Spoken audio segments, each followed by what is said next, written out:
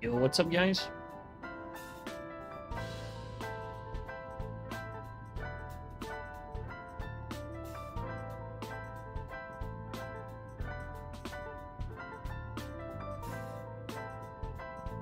Yo, Cause, thanks for the resub for 23, dude. Really appreciate that.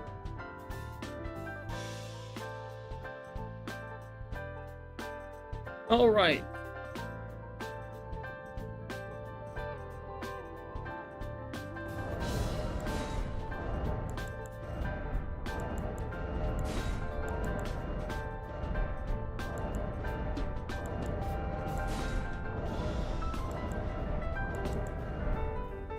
Yo, Gold Mask, thanks for the resub for 33 months, dude. Thanks for all the streams. Thanks to you, dude.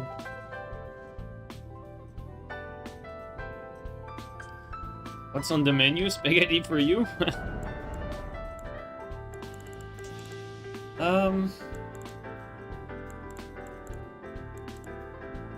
Want to try something in the off end.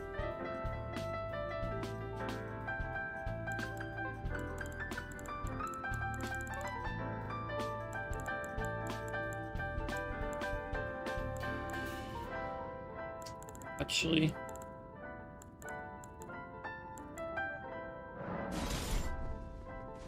I have an idea or something.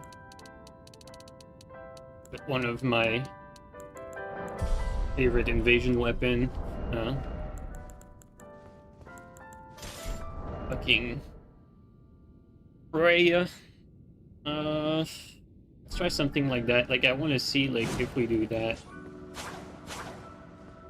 will it make sense?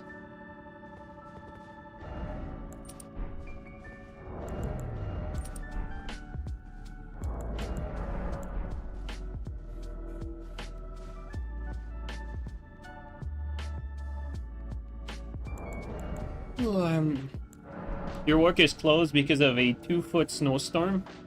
You can finally catch a stream. I mean, I always like the vibe when there's a snowstorm outside and, you know, you're basically like forced to chill at home. It's always a nice vibe.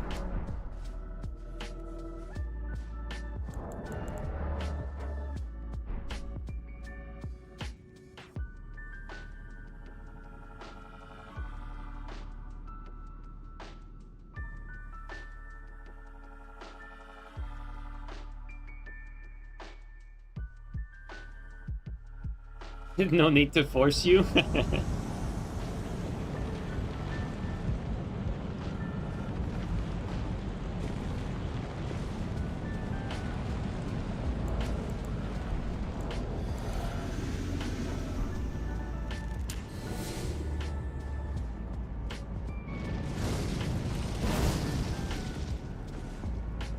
Oh, he's not there.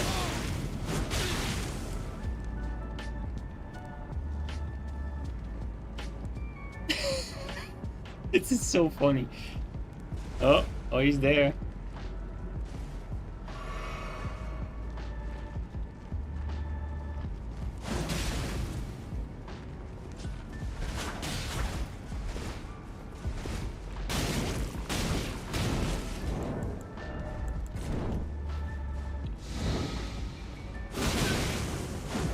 I'm surprised he actually got me through it.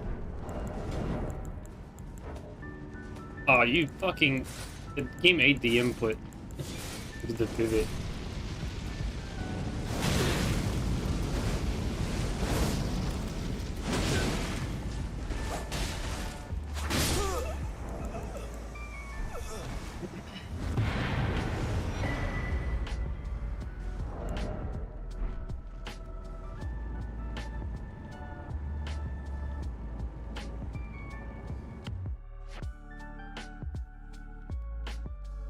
You're in Nashville, big ice storm hit, city is a disaster. Really?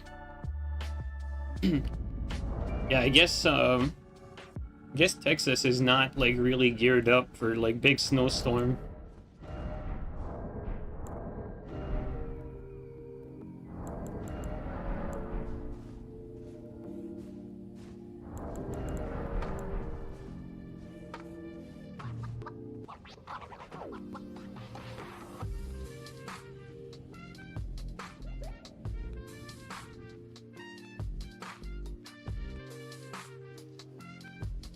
Yo, Matador, thanks for the bits, man. Really appreciate that.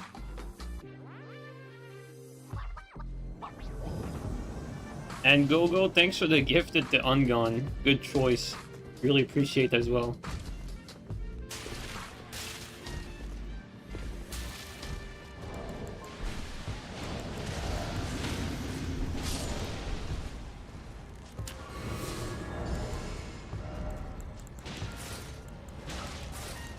You know, sometimes it's sleep resist that you need, other time.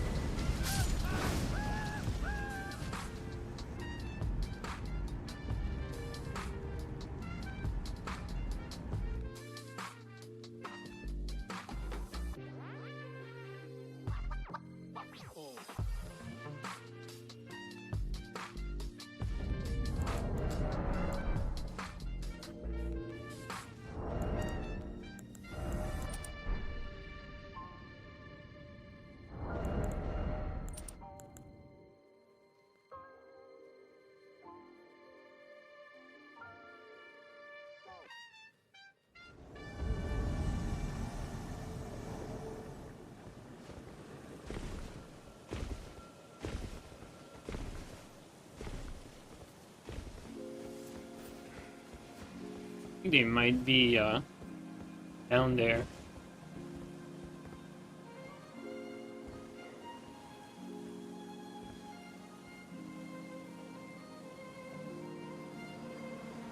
Oh, there they are, never mind.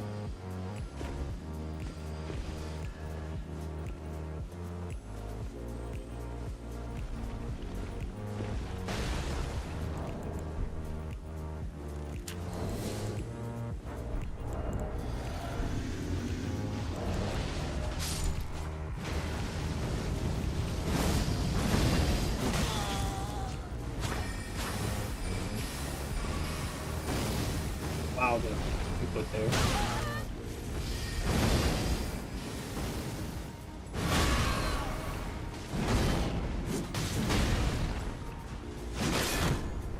Oh, that's probably gonna kill.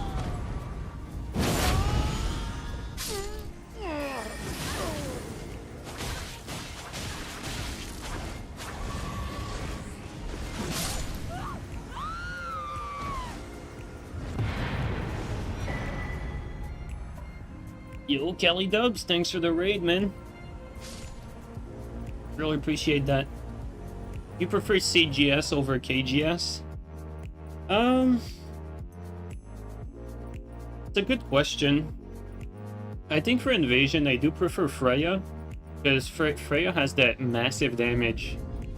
Like with the, like one running attack into a Flame Strike, like you're getting your opponent in one-shot range. Whereas you can't really say the same with Great Swords.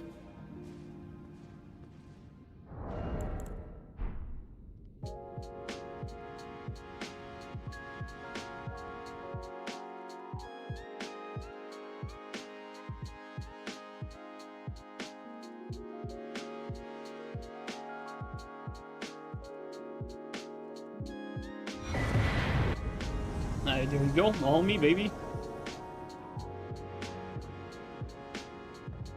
AGS is more damage in general. Yeah, pretty much.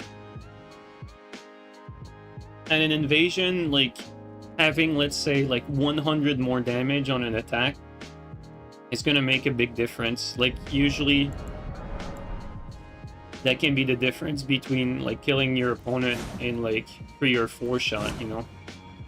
Because that's ultimately what you want. You want to aim for, like, okay, I need to hit my opponent 3 times, 2 times, or 1 time in order to kill them. And so, like, with the CGS, you can go with, like, R1 into Flame Strike. Flame Strike, even though it's 2 attacks, we consider that 1 attack as a combos, right? On the Pearl Catch. And then after that, you just need to hit them again. And so like you hit them once, they're primed for a roll catch, they get roll caught, and then you need another hit to finish it. So that's why the setup is pretty good for invasions.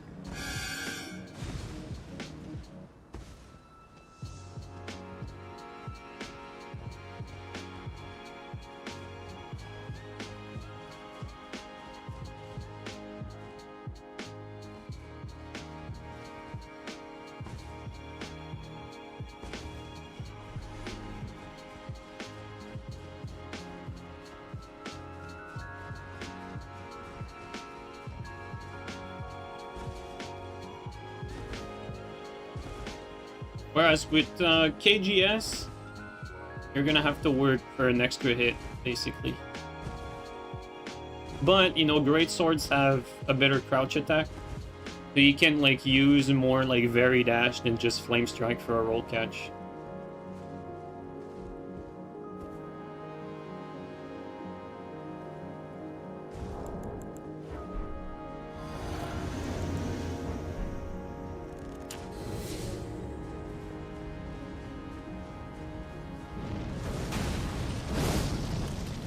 Like, so there was someone else.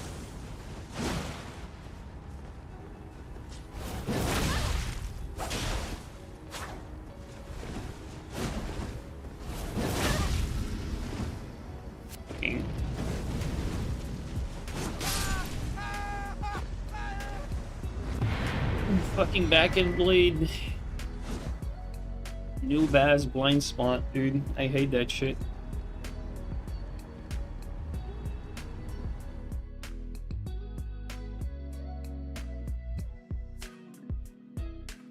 Yeah, that's a good point. It is easier to hit multiple people with a curved greatsword than a greatsword. You're absolutely right, and that's important in invasion when you throw an attack. Like, you want to hit multiple people at once, not just one guy, because you're gonna get attacked by the second person you didn't hit, basically. It's a very good point. And obviously, you know, if we're talking about like a 1v1, well, I much prefer like Great Lance over like any of these great weapons. That's just personal preference.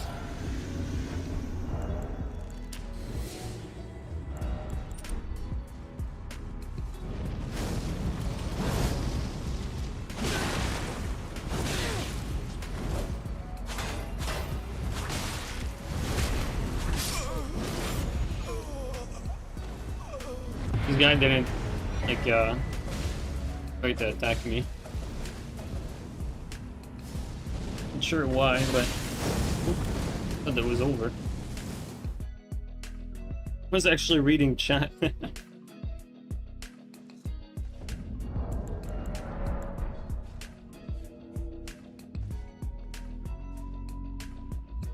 Interestingly, CGS can break Lance hype armor. Any of these great weapons can break each other's hype armor with an R2. You just have to do an R2. Like CGS R2 will break Lance, but like Lance R2 will break CGS. It's just that the Lance R2 is better than the other R2s because it's much longer and does counter damage. And has like the fast hyper armor startup, which, you know, it's not the only great weapon class that has fast hyper armor. Yo, Cleve, how you doing, bro?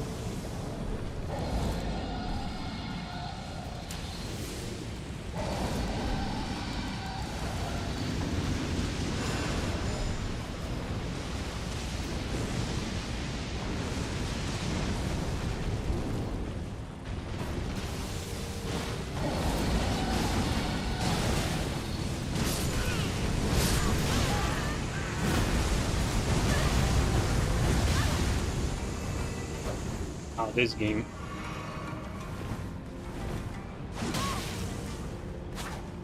Oh, no hit there.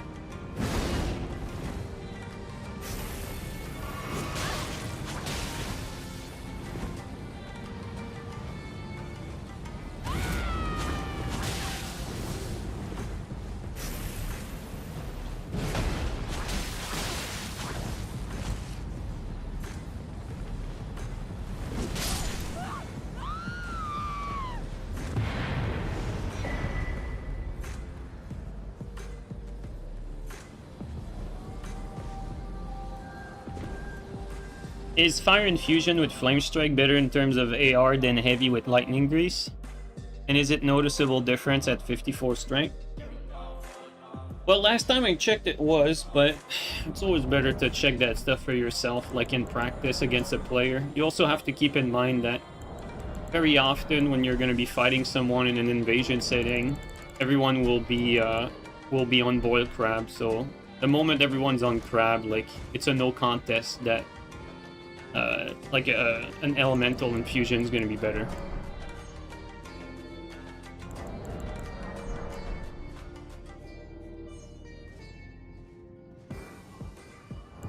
Obviously, though, same thing, no contest if you're fighting on the water. Well, obviously, you're going to be better off with the physical and the lightning bundle.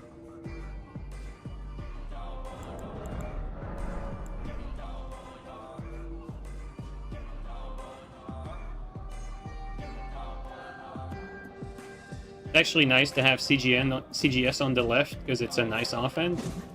Yeah, well, that's what I'm trying out. Like, I want to see, you know, like maybe let's say we do like running attack into Flame Strike, and then they're one shot, and then we swap the dagger R2 for the finish. Maybe that's what I'm trying to go for.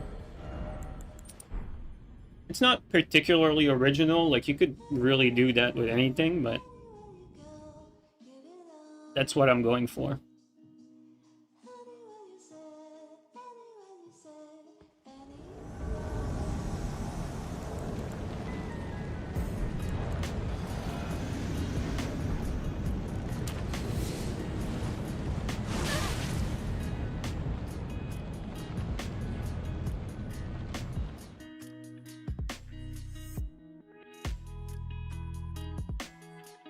But yeah, CGS is one of my favorite invasion weapon.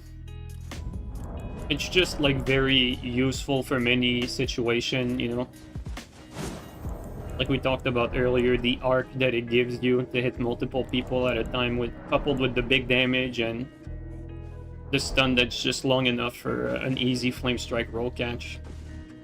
Because, you know, generally you put Flame Strike on every great weapon, because it's usually the choice that makes sense.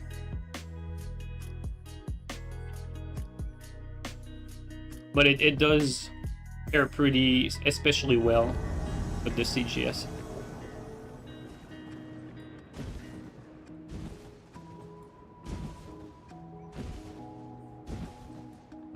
And they're probably, if I don't see the host on, oh, never mind. I was about to say, if I don't see the host on the map, they're probably like right there, but never mind.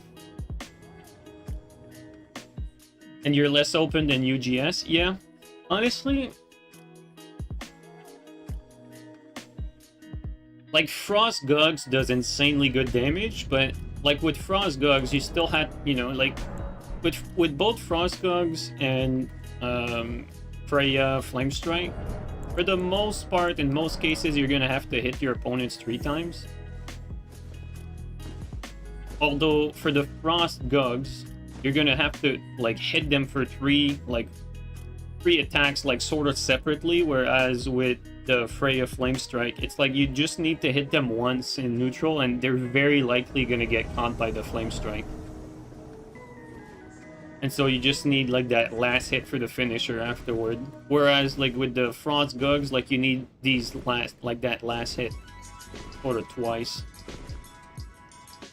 Just because the crouch attack, not everyone panics it like the same way.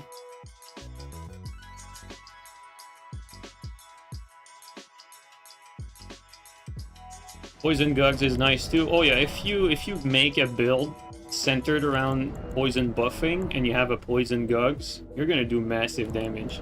Very, very strong. We use that quite a lot. Like at some point we tried like almost every weapon like poison. And everything works with poison buffing in this game. Like, it all does insane damage.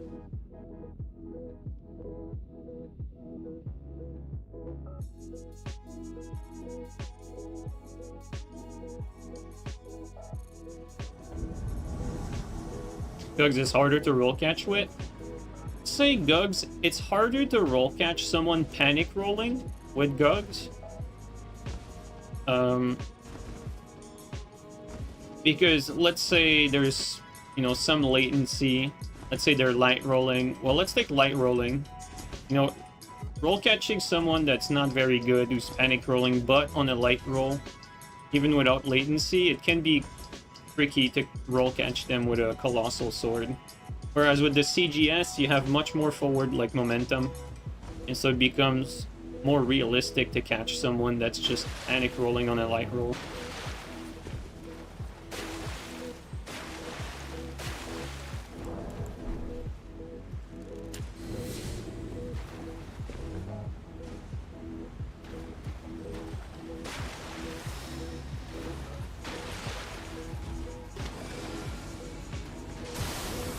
Interesting choice.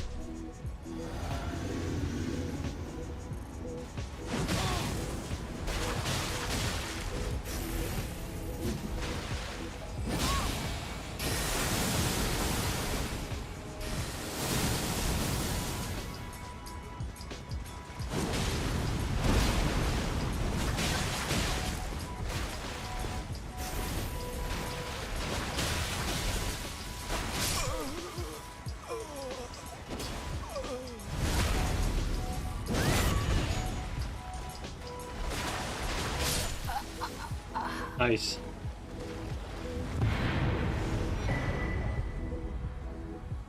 You see light roll, you swap the Pada, easy choice every time. Yeah, I mean, to be fair, that's probably the thing to do if you don't want to, like, if you don't want to have to fuck around for too long. The logical choice.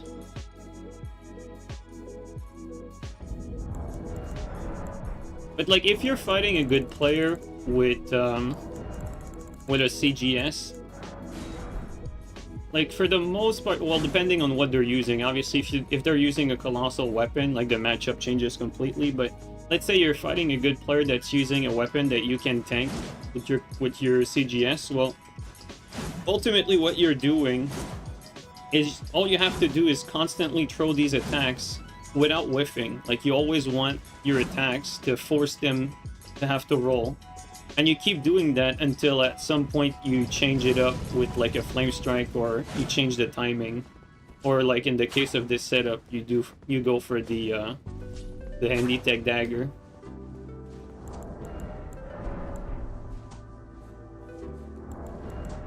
So basically, like, you establish that your opponent needs to respect your hype armor, otherwise they're going to be trading, and then you go for a mix-up.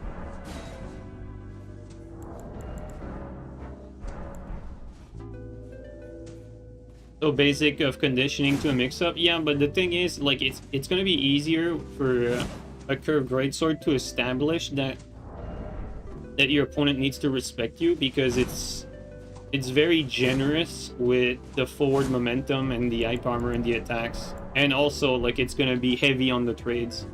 So like, if your opponent decides to trade with you, they're gonna take a significant punish.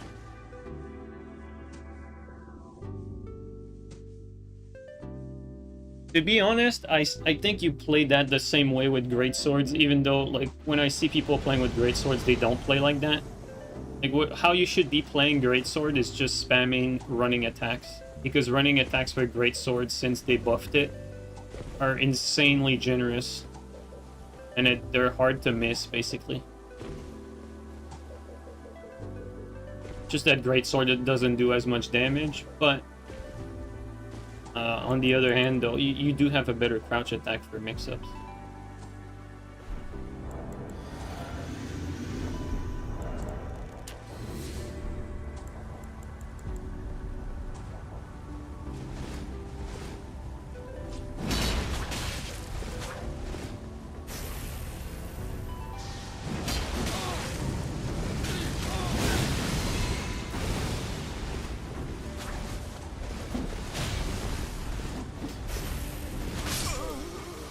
That's what I meant. Like, you know, you get your running attack into flame strike.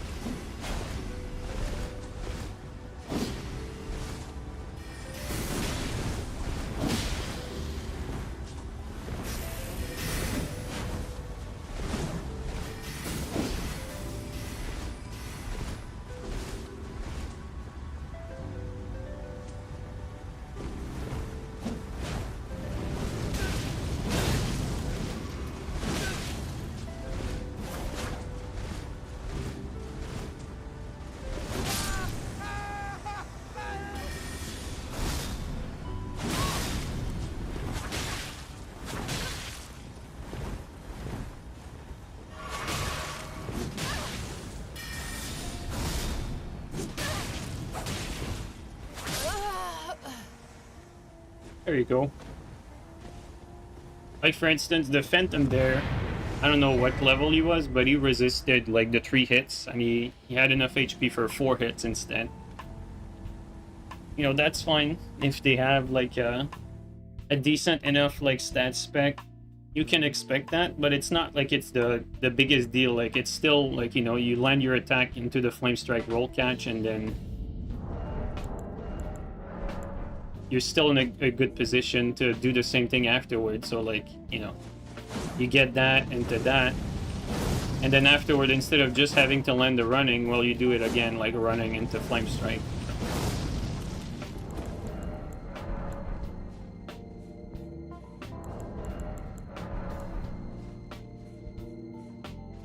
But usually, like, the fact that you have to land, like, another extra hit can be a little problematic, because usually you're gonna feel the pressure from other players around you that are trying to kill you.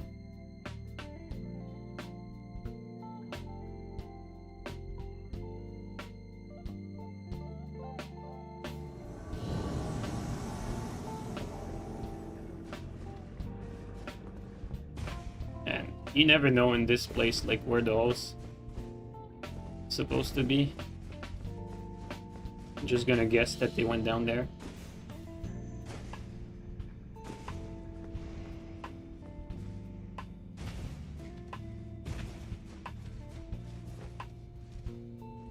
Probably went up, I'm guessing.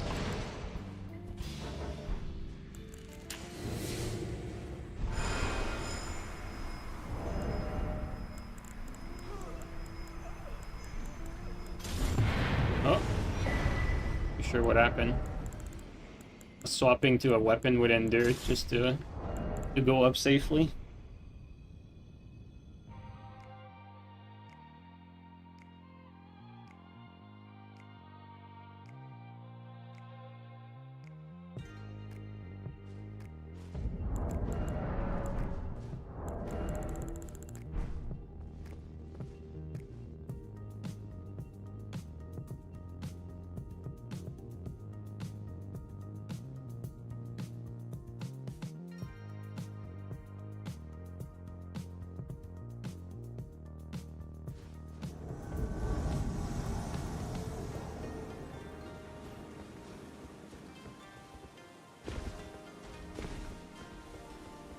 Is it the same people?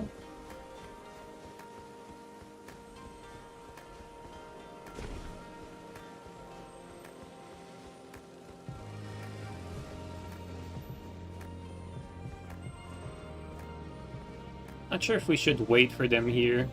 Okay, let's go up.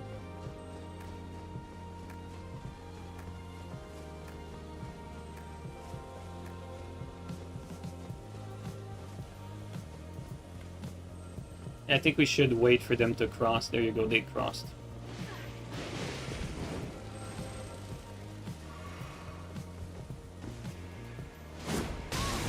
Ow.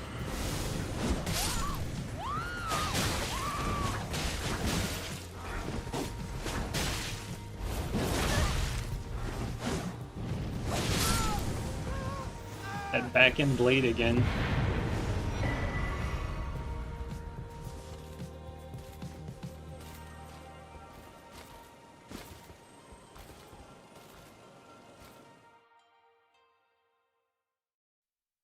Yo, Mungus, how you doing, bro?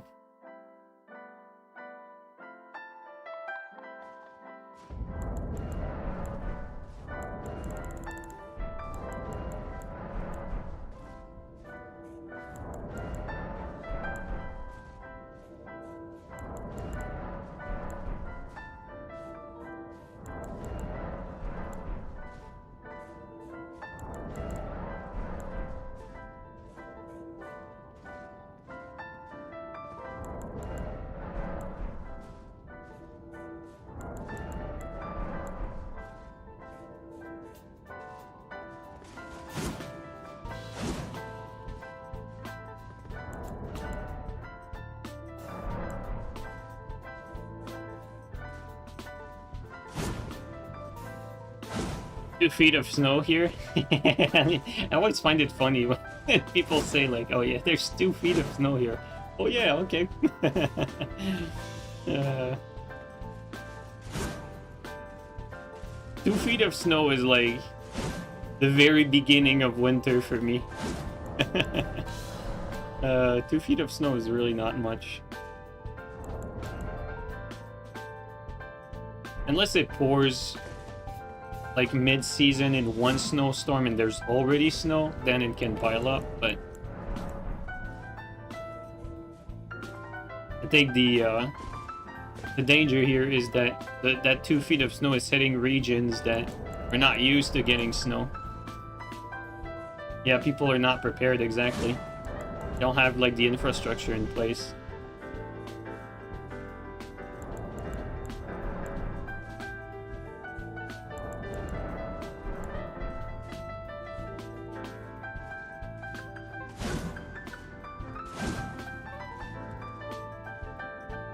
Forgot he's streaming from Yukon. Yeah, exactly. Yeah, here basically like, you know, all around, I mean, I was about to say all around the province, but it's probably like that around the entire Canada. You have like heavy machinery like going almost 24/7 and just shoveling and clearing up the roads constantly over and over again.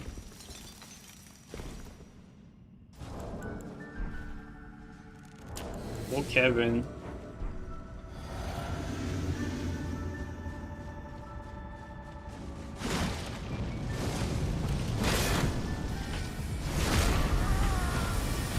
You know, just because this is a maid, I think we'll just take the kill on the Kevin.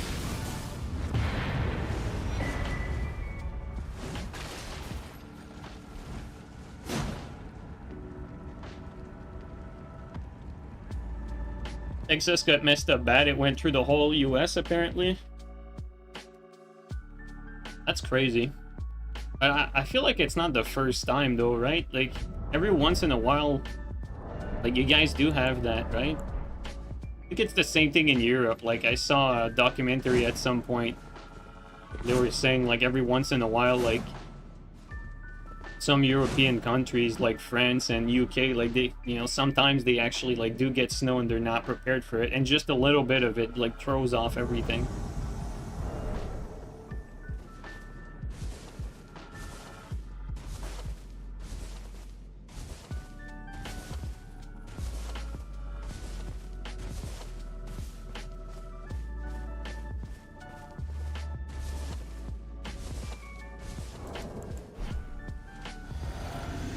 Oh shit, look at, bro, look at this. Told you guys, you know, one attack into a flame strike. Well, this one it was only one attack into a flame strike. I was about to say into a roll catch, but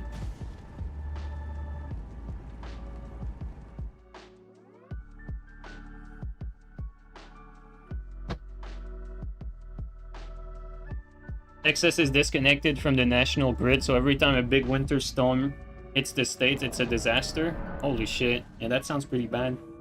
But even here, like, when there's like a massive storm that hits, there's a lot of region that can be without electricity for a while. Like, even like major cities.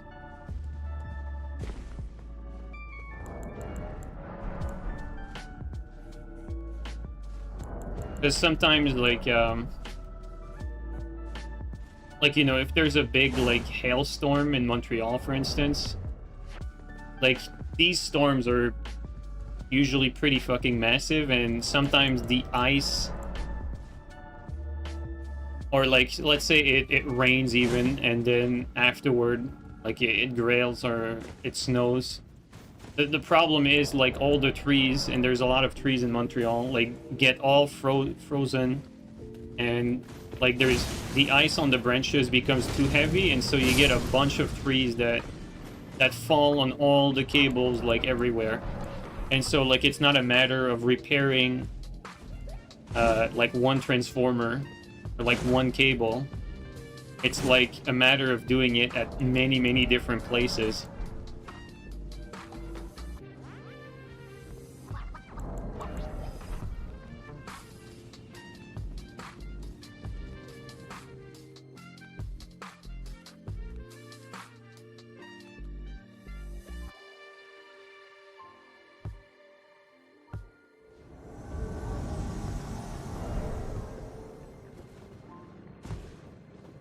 But yeah, for places that are not used to snow, like just having a little bit of snow can be a big deal.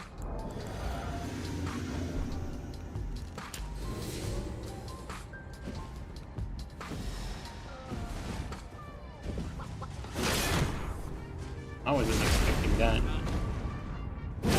It's supposed to have a friend in there though. I don't know where his friend is. Oh well.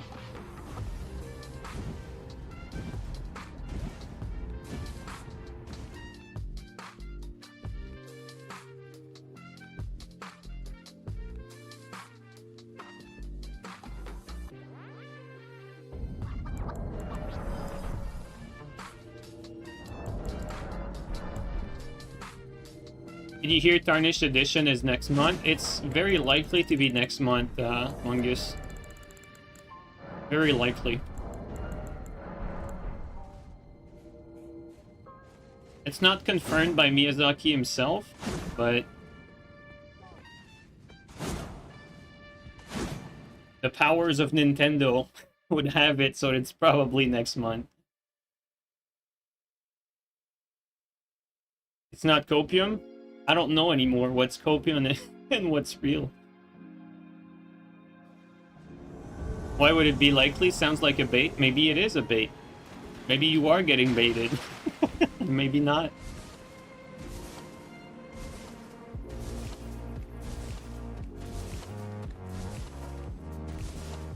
So it is a bait? No, it's coming out next month. I'm telling you right now. God damn it, this fucking spawn, this game.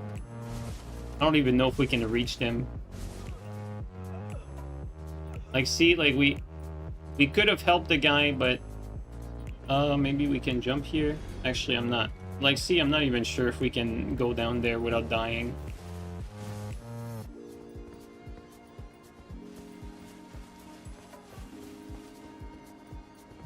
Maybe here looks more realistic to survive. Okay, there you go, like here maybe? Nope, never mind.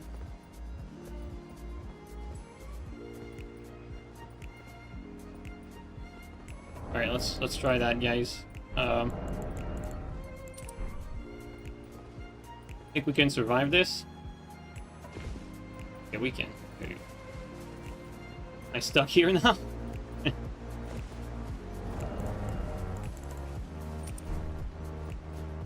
Maybe I could have jumped from the get-go. Maybe not. I don't fucking know anymore.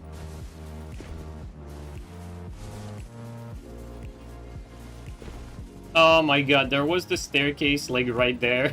I just had to go around. Bro. This fucking game. That's lack of map knowledge, but, I mean, to be fair. A lot of places look the same. Insane.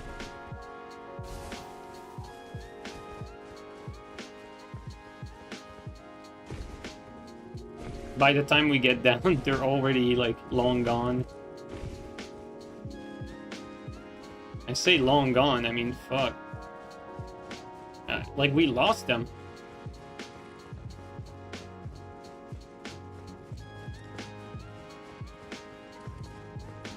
We might have to respawn. Oh my god. Maybe they went up here? So we'll find out. Never find the host in this area. Well, the host was right there, but he was like down on another level and we kind of lost him now.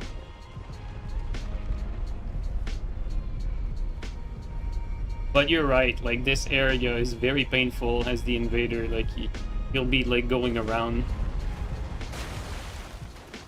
for a very long time before you can find where you're supposed to be going to get to the host.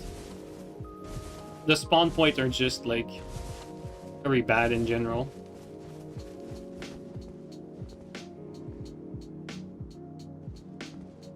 Look, like how did he get so far from us? That's crazy. I think if we keep going though, we might reach them. Didn't like this area much. I like this area like when I did it for the first time with the PvE. Thought it was interesting. But again, I mean, as the invader, you always get spawned in the worst spots, and also a lot of these places are fairly empty, so you never really get any support from PvE either. And so, like, basically, as the invader, you always prefer invading the legacy dungeons and the help from the PvE. I think we're going the right way now, though.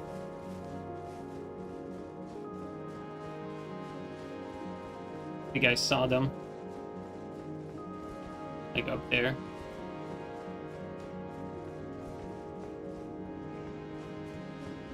You don't see? Hold you guys. You got him.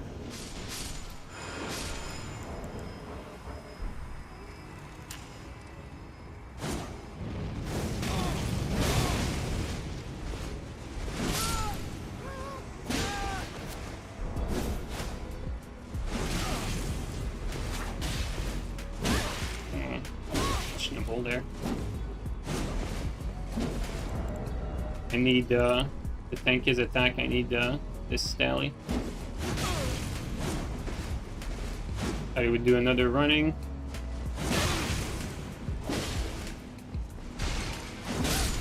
Yeah, he's just doing random rolling attacks.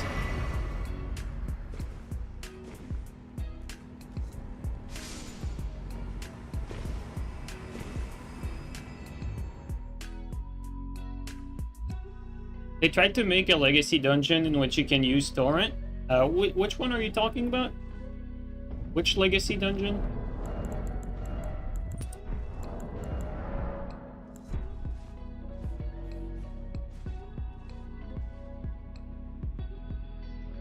The one you were in? Oh, okay.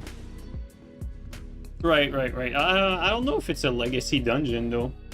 I guess you... I mean, maybe you're right. Maybe they did consider it as a legacy dungeon. No idea. I don't think I would consider it as a legacy dungeon because it's too scattered.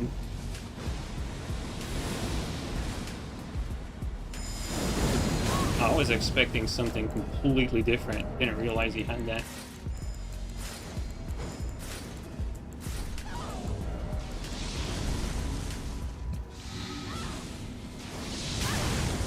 It reached, but it did no damage.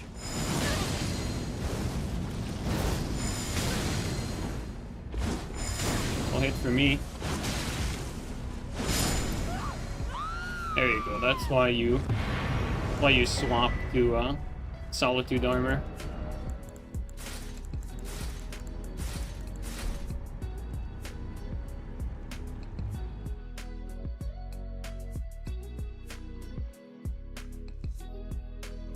Thought Lernia did a pretty good job at drawing your attention toward where there is interesting shit to pick up.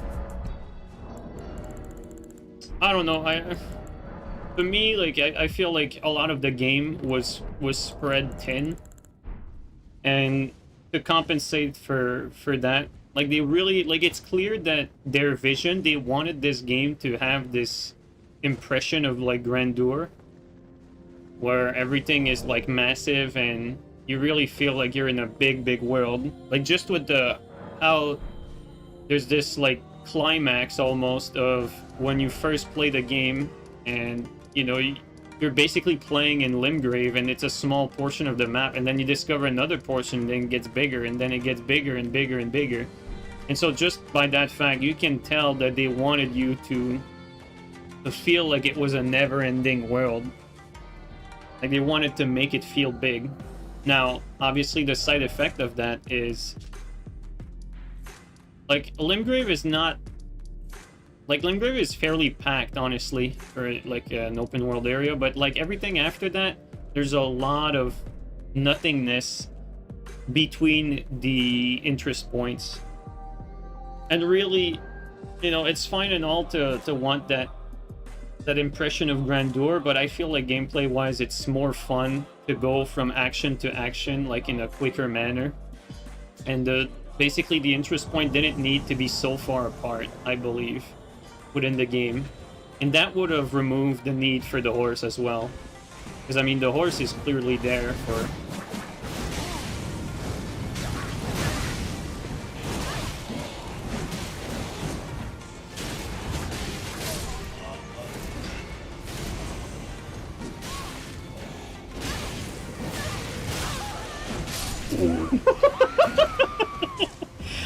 The archer got a headshot. No way. That was so unlucky for this guy. I mean, we take what we get. Pretty funny. For the first gameplay, it's fun, but for replayability, it's awful. Yeah, exactly. Absolutely. Like, for the first playthrough, like, you really do get that feeling that, you know, you're exploring and it's great. But it's not like that everywhere, though. Like, I'll say, you know, if anything, like, the DLC, like Shadow of the Erdtree, it really follows the same, you know, same idea as the base game. And I don't know about you guys, but the first time I explored this fucking area, and the first time I explored this area, and the first time I explored, like, this area, like, it's not fun, because you explore, like, you know, looking for interesting things, and there's nothing. Like, we wasted, I think it was 40 minutes in this area, looked everywhere, and there wasn't anything. And so, I get it, you know, big open space, you know, impression of grandeur, but there needs to be more filling there. There's not enough filling. We're gonna have to move away from the dragon here.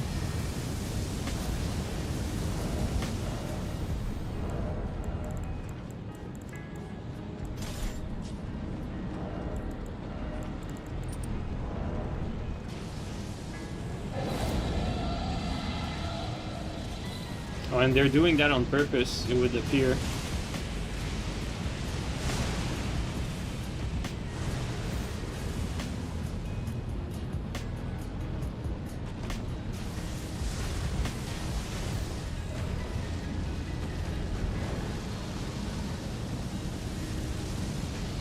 I wonder if there's anything the invader could do to damage, like, the dragon. I really do. His teammate is about to die and he's not going to be able to do anything.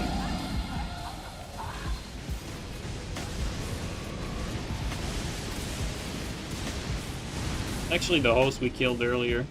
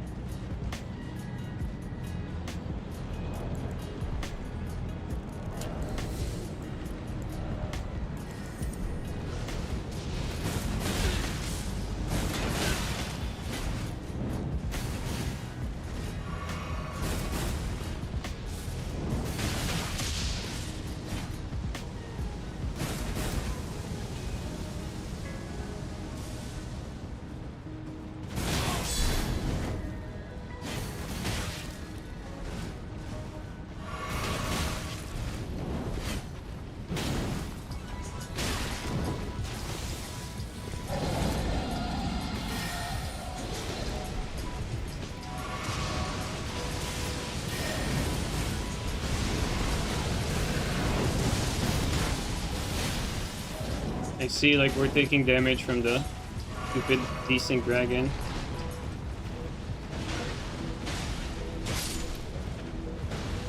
Wow, he could have died there. I think we hit him.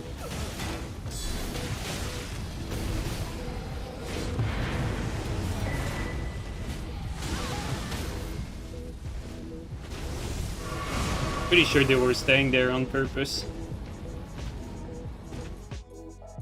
4 years still not fixed. Yeah, that shit is aggravating, honestly. Like, it makes the game, like, so unfun.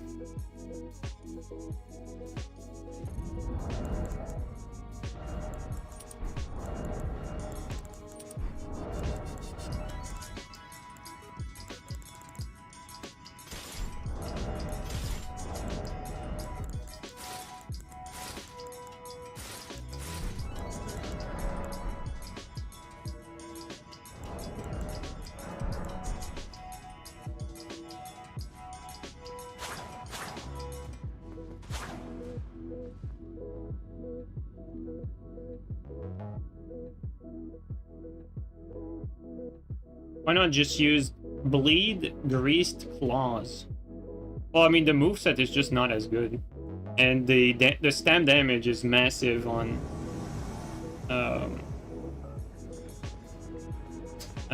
Dry Leaf.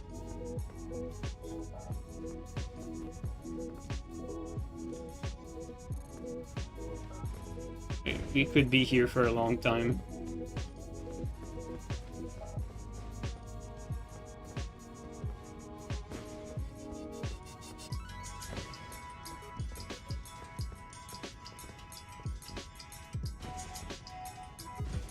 Okay, so we went here.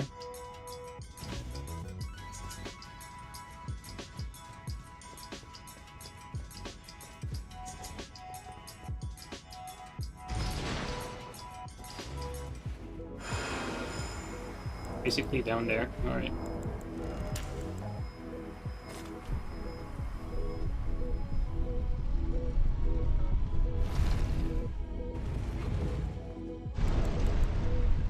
Maybe I shouldn't drink this right away, but I think we're probably gonna Black Crystal if they're not there, so I can drink a little in advance.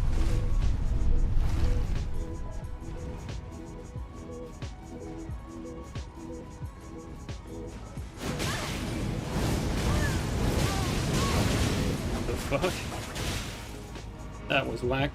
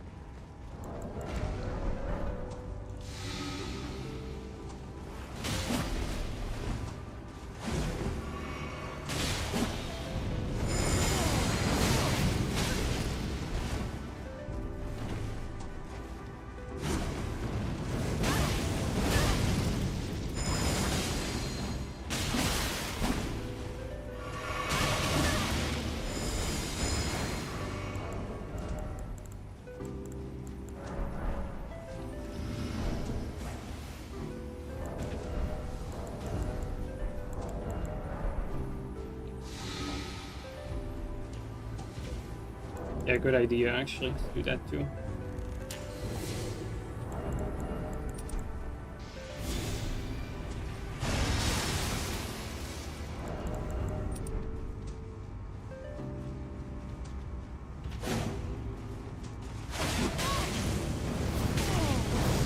Wow.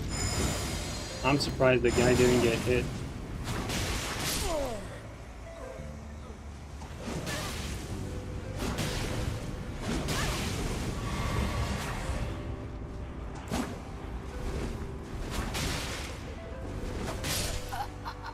There you go. Little patience at the end. Let them panic.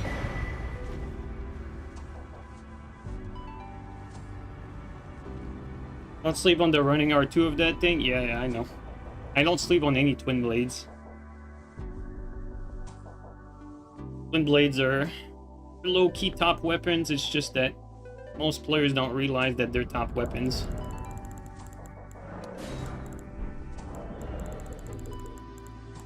For PvP, I mean. Actually, probably for PvE too, honestly.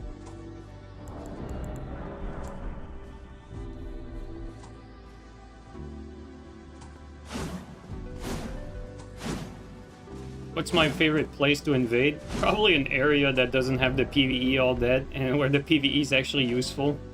Like an area like this, where the whole map is alive, is great. That's a good area to invade. I would say though my favorite is probably like this part of Shadowkeep with the PvE alive. That place is great. Basically like the area before we get up here. I really like that spot. It has like perfect spot to ambush hosts. You know, PvE is strong, choke points. There's a little bit of everything. Spots that make them fall off.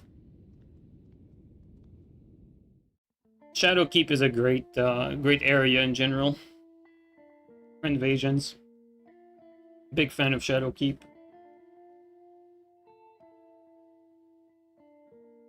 Prayer room is good too, you know, like legacy dungeons that don't have useless enemies.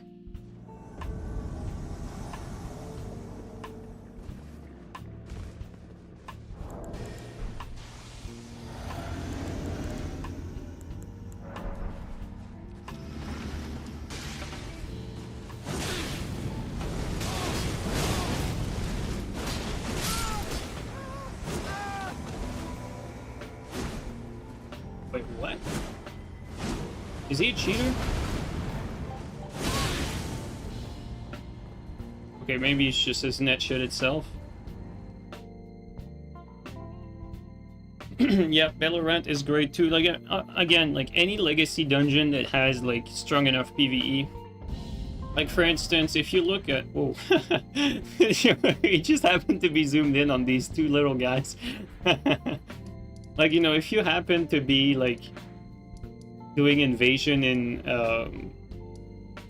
the academy, like the place itself, it has a fun layout, but the PvE is not strong enough to be of any use, so it's not great because of that.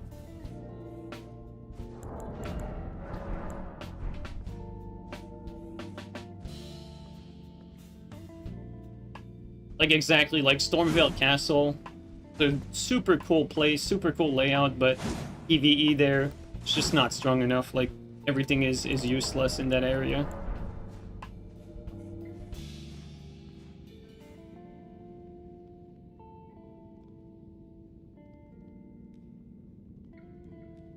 Yeah, that's another thing, right? Like Imad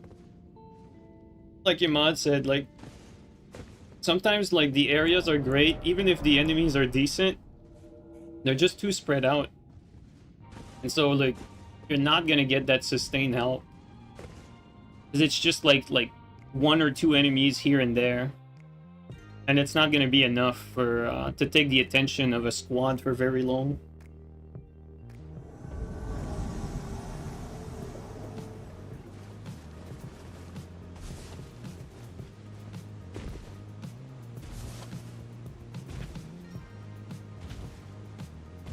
I think they're actually down there. Wait, never mind.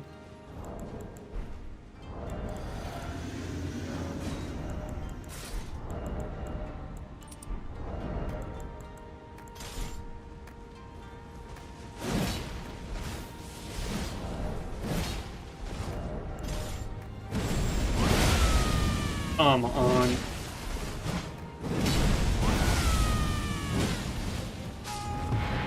Oh, we take that. That was too heavy. That could have been so bad. We're gonna take it.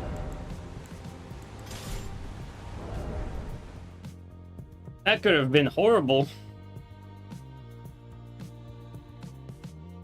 I think we got lucky there.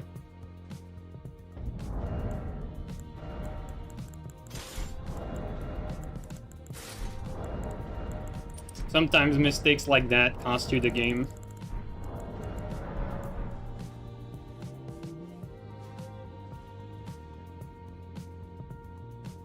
The Furnace Golem is really dangerous even for the invader. Oh yeah, absolutely.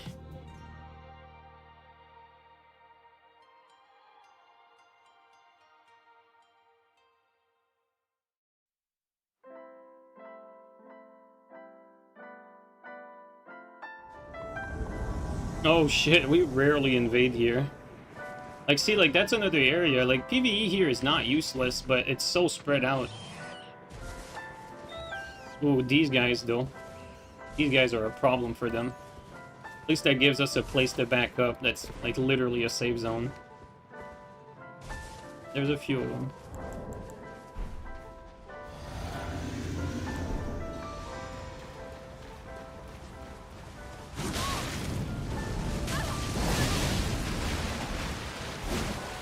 Come on.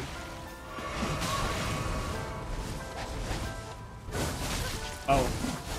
Change there.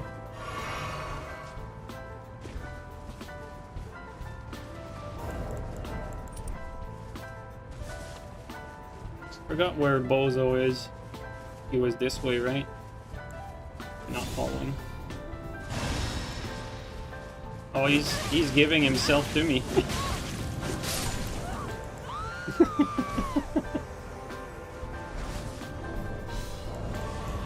I wasn't expecting that, but we'll take it.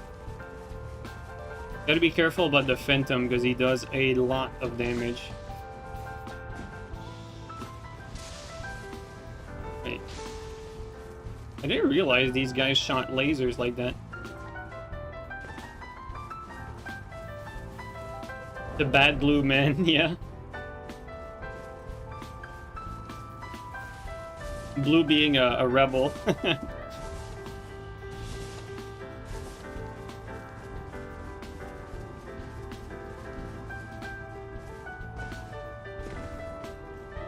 This guy is gonna be dangerous, so you definitely need to worry about the type of damage he can dish out. Because he has, I believe, 2 bandit swords on a glass cannon. Or he might just be over leveled. This is buff ran out. It looks over level. He's taking like pretty low damage. Wow.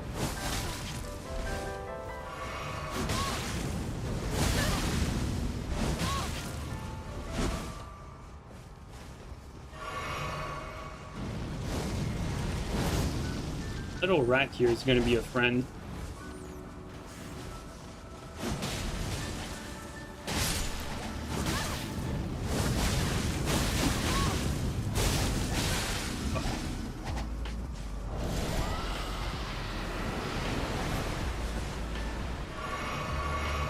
That's dangerous. You know what, guys? For the light roll, let's just get down to business and finish this.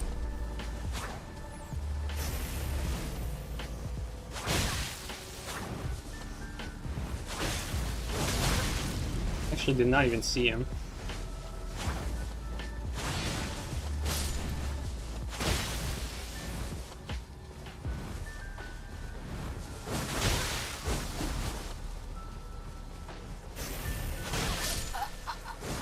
Alright. Now it's your turn.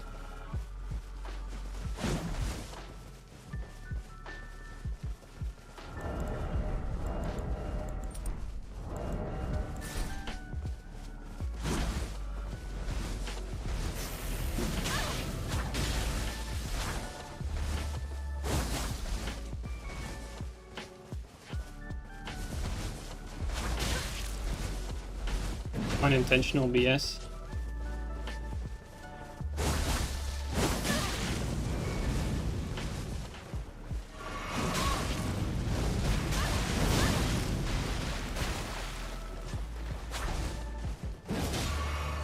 Crazy. Even did the right move.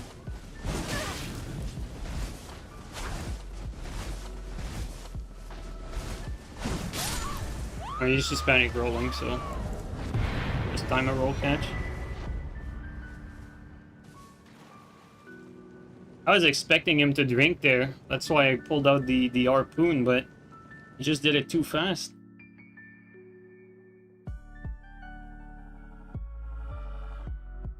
Yeah, that's true, Steel. There's definitely some fucking whack-ass color grading going on.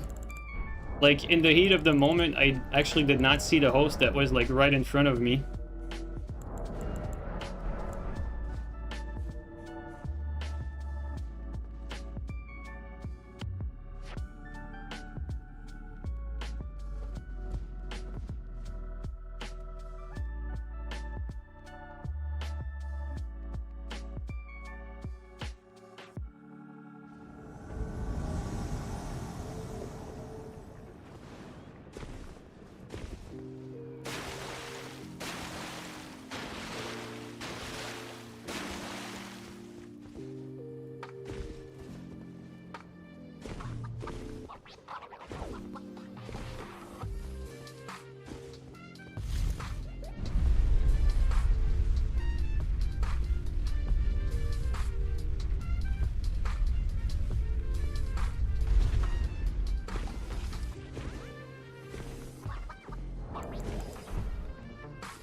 There's only 2 of them.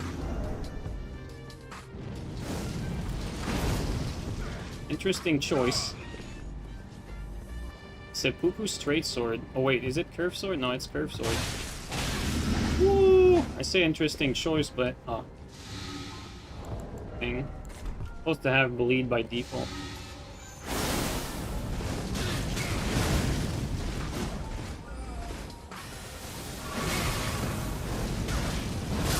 Wait, we take the spell.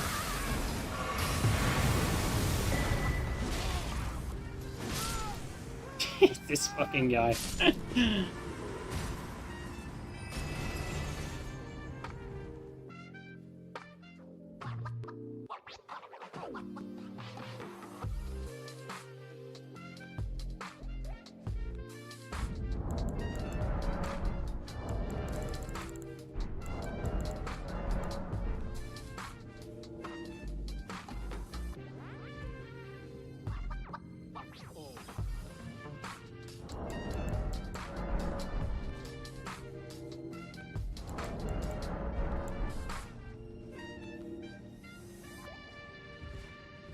Why it's so easy for me? I think it's because the people we're fighting are, are not very good right now, but it's not always easy. And even when you're fighting players that are not very experienced, you know, the nature of invasion sometimes makes it difficult.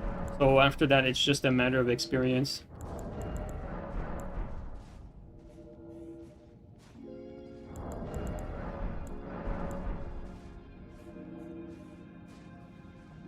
Good players make things look easy. Yeah, something like that too. Like for me, those are not the hardest invasions, but I've died many times to invasions like this. And it will continue happening because you're not really always in control of what's going on.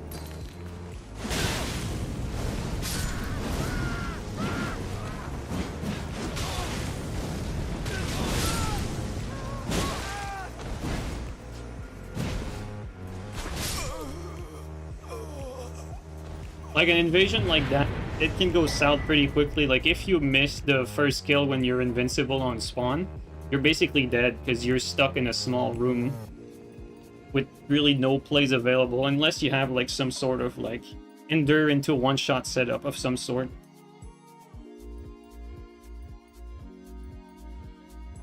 Yo, Vale was streaming. Yo, Vale, thanks for the raid. How you doing, bro? Thanks for the raid, man. Didn't know Vale was still giving a shot to this game. His last time he talked about it, I think he said that he missed it, but that the PC invasions were sad. How many cheaters today? First cheaterless Vale stream? Oh shit. Maybe it's the start of a new era. Have you ever tried Steeple or too lazy to make a build around it? I've tried pretty much every weapon in this game. It's just that, you know, like, we keep saying the game's 3 years old, but game's actually 8 years, game's actually 4 years old now, so, like, a lot of the stuff we tried, it was a very long time ago.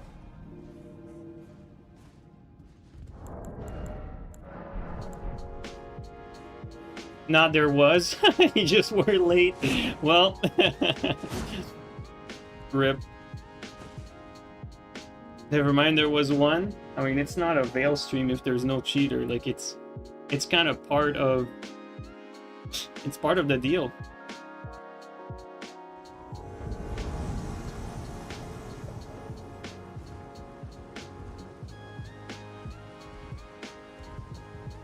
Oh, nice. There's the PvE here. Now, the question is, are they... I think they're this way. Be above us though. Quite sure.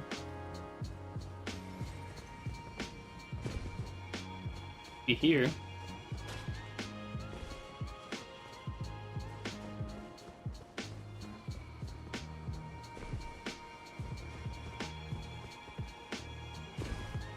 Okay, they're not here.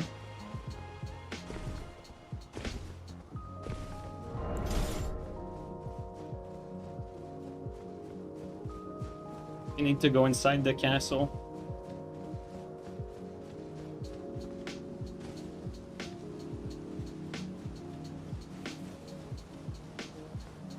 Wait, from the look of it, it might be a fight club. Yeah, it's probably a fight club.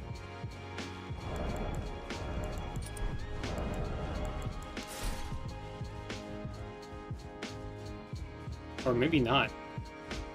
It looked like it. We see through the window. That's not a Fight Club, never mind.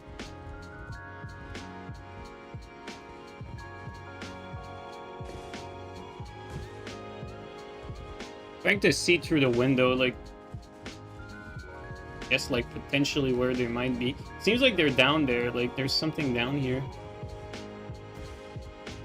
I'm confused now. Fuck it, let's go outside.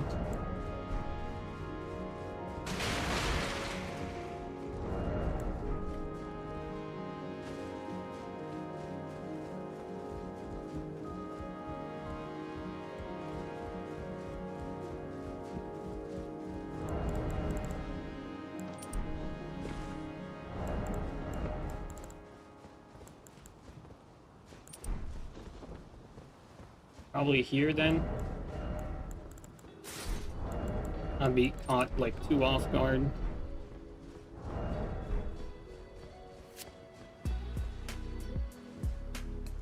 Okay. Okay, the host is probably moving. But they went through here. That's probably where they were when we spawned in.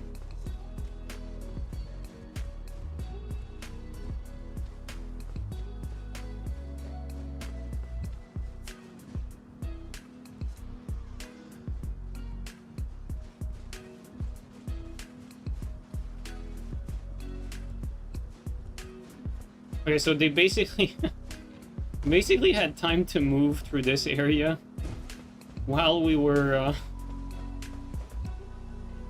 looking for them. We just missed them.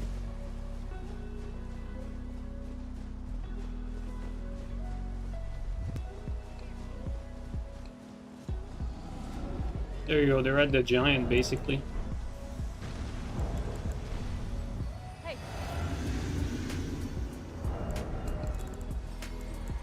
Ah, fuck, I don't have Lance BHS here. Oh, he's closing the tongue. And he's opening it. Alright. I drank my physic way too early.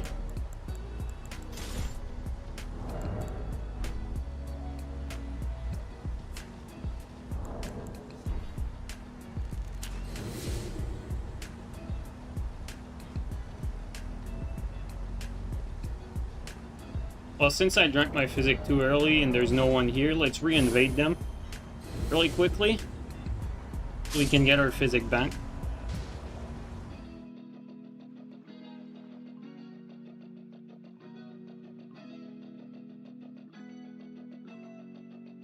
I wasn't sure what I was supposed to expect there.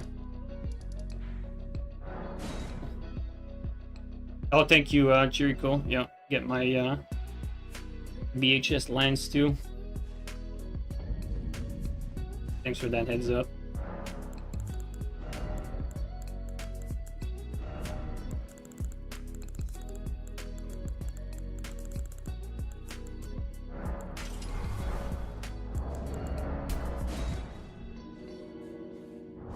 Are they gankers? Well, they have the tongue active, so it's not like the scummiest thing, that's for sure. Although I want to wait before saying cool, because the last time we fought there, the guy was basically like just going to out-heal me, and then he got tired that we were outplaying him, and then he just resummoned his friend. So sometimes it starts cool, but they don't have the patience to have a fight, so it's a wait-and-see approach, I think.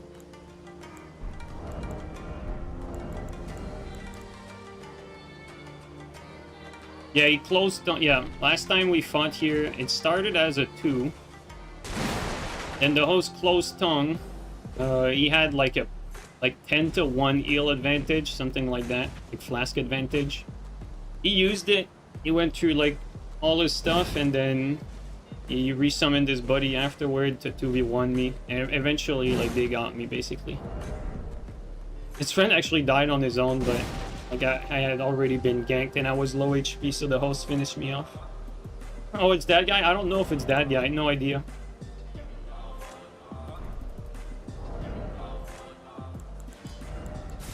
like people make alts like over and over with different names, so it's pointless to keep up as to like who's doing what. And it's not like I really care about this game, so.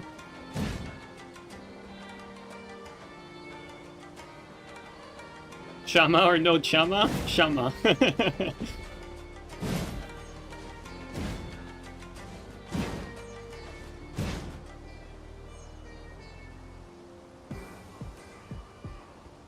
How do you die on your own in Stormveil?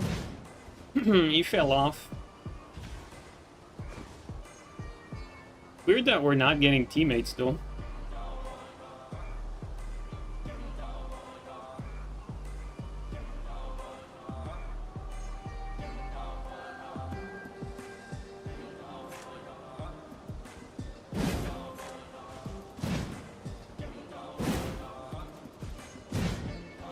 Like right now we need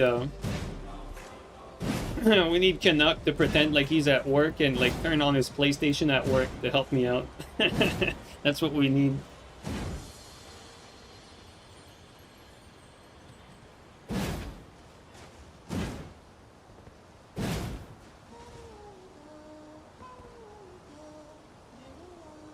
Surprised we're not getting anyone, like very surprising.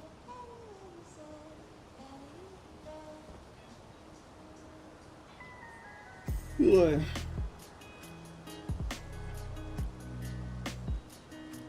Is Stunter Stung off? No, he was like... He turned it off, then he opened it in front of me to show me that Thunder Stung was on. So, like... knowing that I already had drunk my physic and I didn't have the right ash on my lens that I wanted to use, so I did that real quick, came back. And apparently no one's there. Are we sure Thunder Stung's still on? Well, I mean, they would be ganking me if that's what they wanted. They would be doing that already. Like, they wouldn't just be sitting there, like, waiting with Thunder Stung off.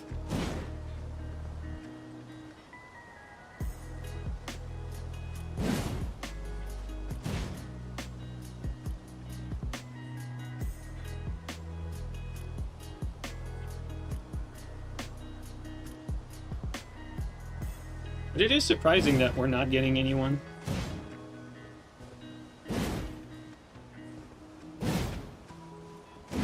Too many people might have them blocked. It's always possible. No idea who we got as a teammate there.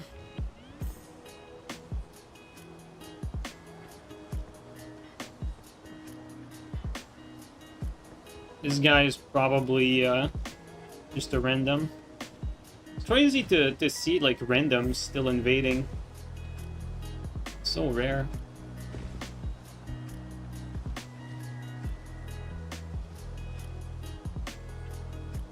Oh, yeah, it's a random. Unfortunate.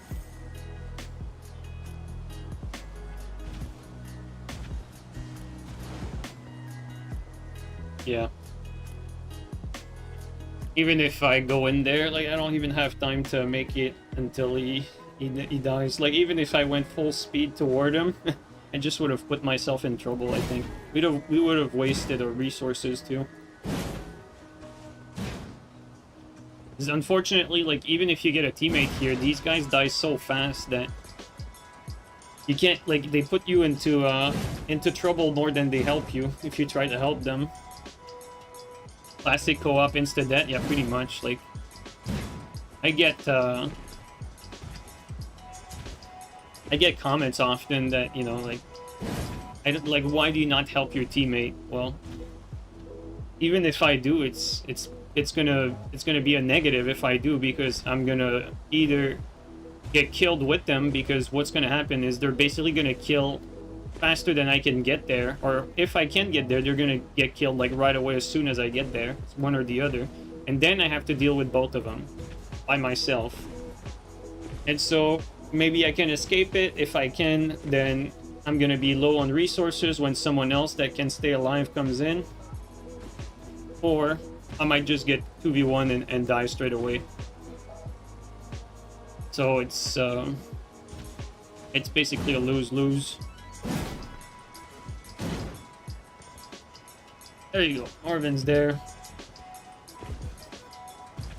Gonna try this out with Marvin. Alright, Marvin, focus on staying alive as much as you can. Don't worry too much about me. Try to do my best.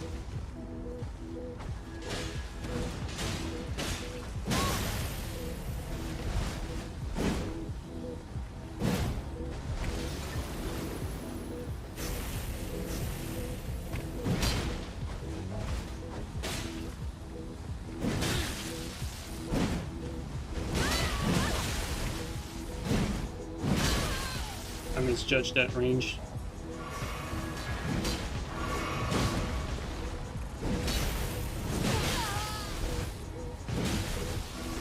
Good free aim.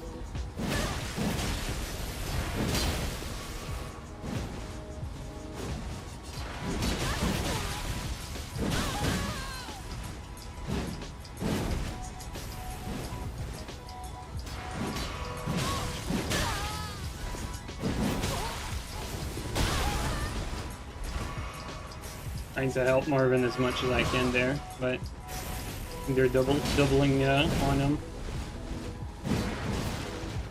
They're staying like right next to each other, so with their ice armor advantage, it makes it difficult to do any significant damage.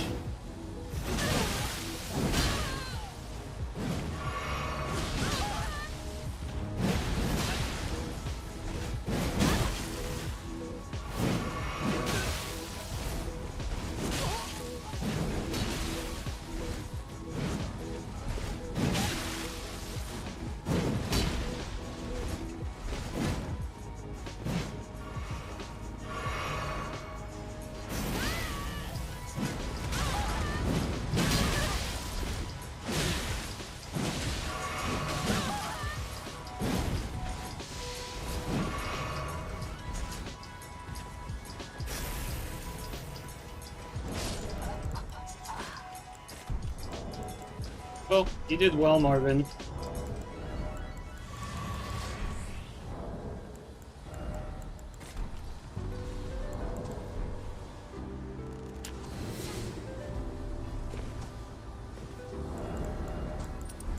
Seems like they're not gonna gank me afterward.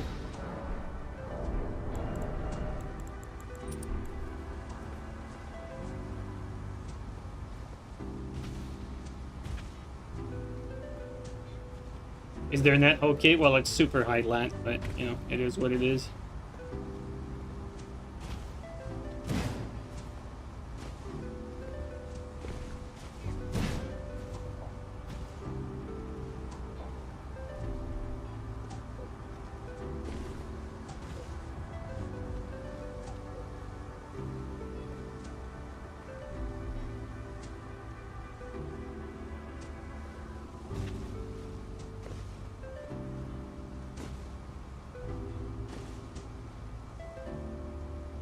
They're allowed to EU something else? Oh, I believe it.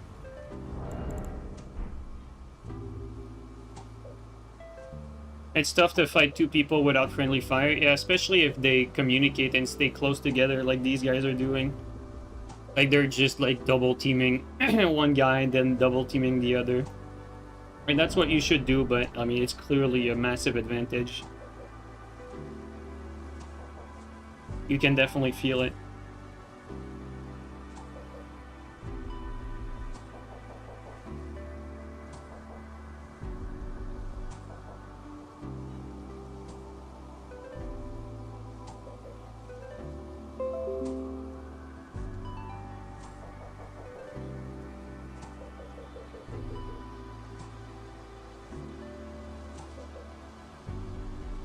No, there's no way there's, like, it's not 400 ms, like, Chico, like, no way. Like, for it to be, like, 400 milliseconds, like, everyone needs to have shitnet involved. Windows 11 wants to break again? Yeah, for real, though.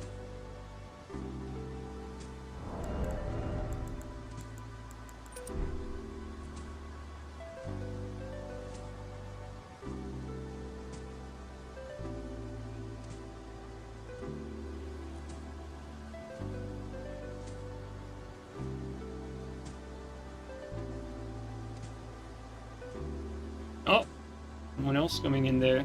See? That's not what I wanted.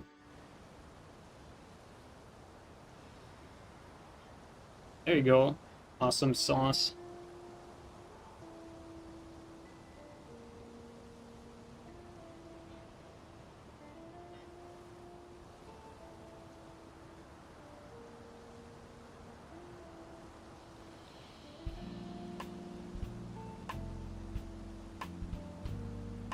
Oh. That's unfortunate. Okay. Well. Wonder if it was the host or if it's something else. Like, it was definitely accidental. Like, I don't know if it was us or the host, but it's definitely accidental.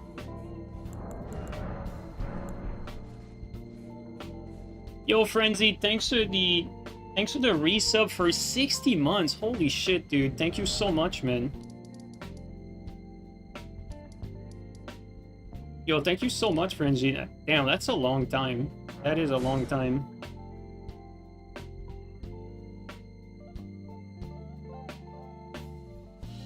Yeah, 60 months is a long-ass time. Wait, 60 months is like 5 years, isn't it? Isn't that like 5 years? Like 5 years of sub? I think it's 5 years. Holy shit, thank you so much, dude.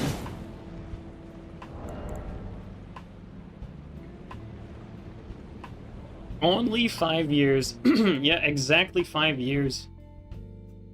Well, I guess Elden Ring is fucking 4 years old now, but I really appreciate it, man. Honestly, thank you so much for still being here. Well, there you go. We went from we went from these guys to now green, so go from one try hard to another.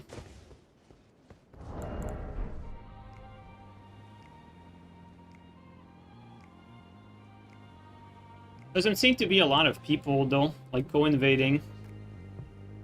Like, we find ourselves waiting a lot here today.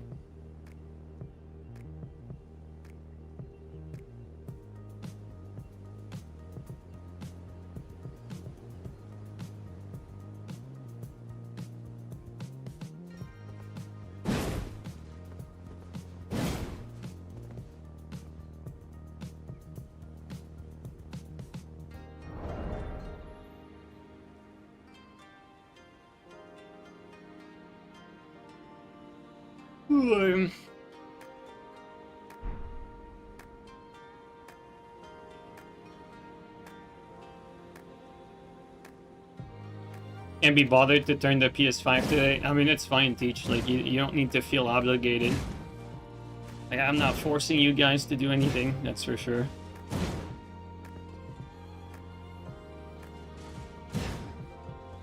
But it does seem like there's not a lot of people playing Invaders, at least right now.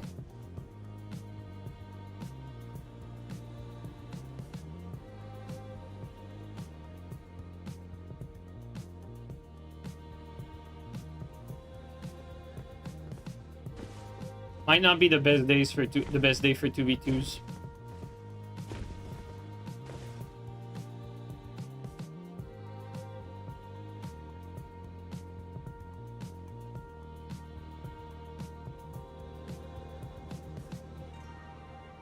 No idea who this guy is. Seems like a noob. Yeah, probably.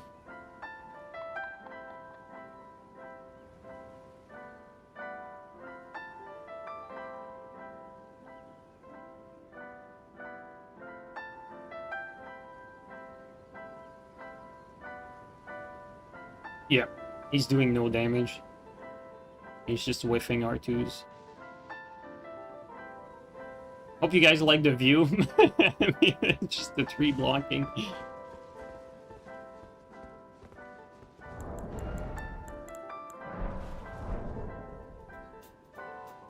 Yeah, the guy doesn't do damage and doesn't have that much HP either, I think.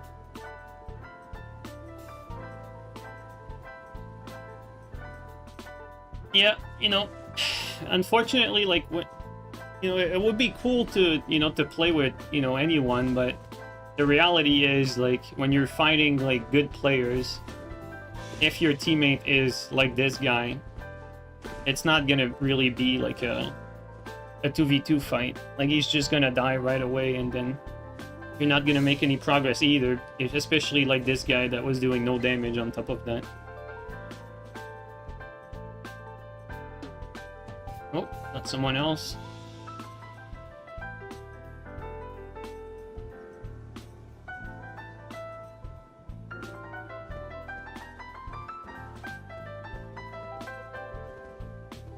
Okay, there you go. Be good enough.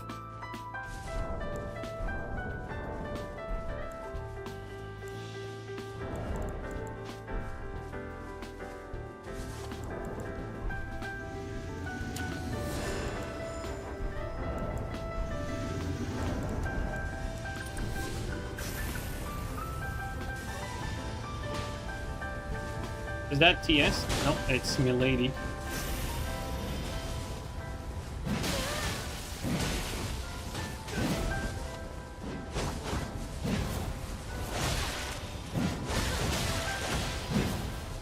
Okay.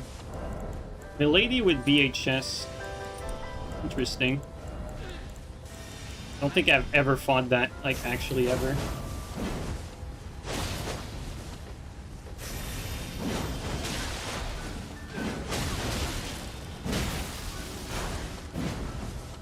Definitely seems like I can't really do much safely.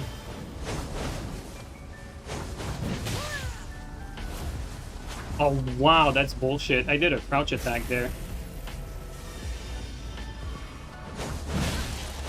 Yeah. Fortunately, it doesn't seem like I can actually do much. Yep. Seems pretty one-sided matchup-wise. Oh.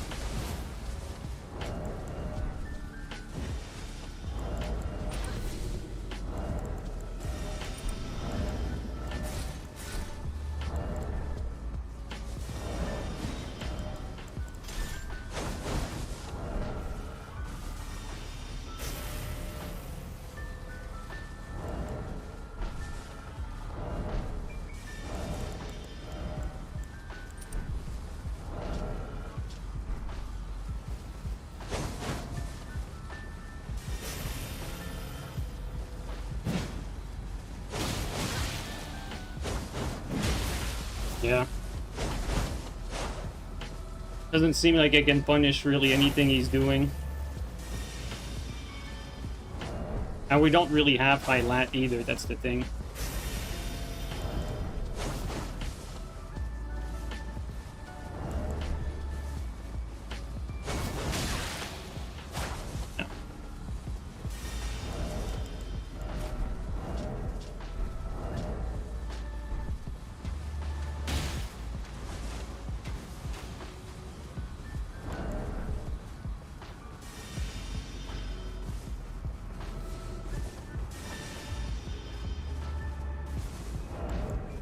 I'm gonna keep moving around because that's usually what green does when I fight him.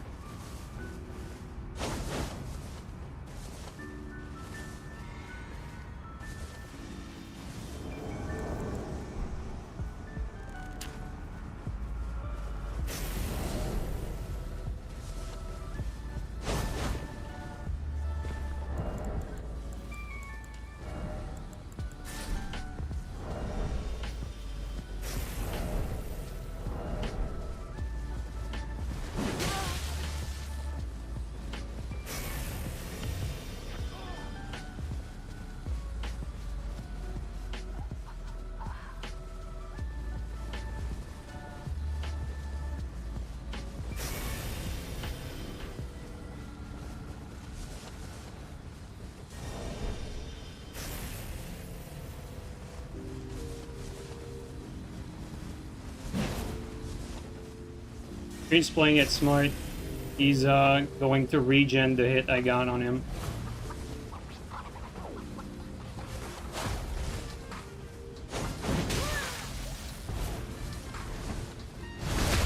Good backstab.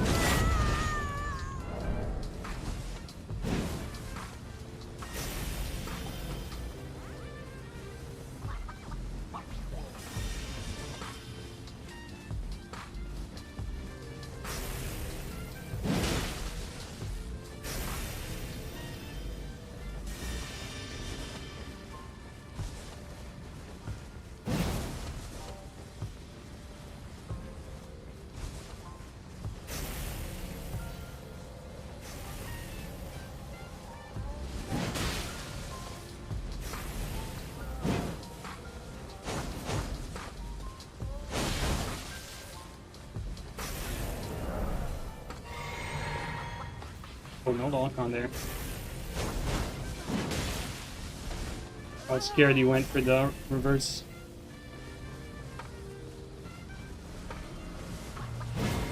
Close.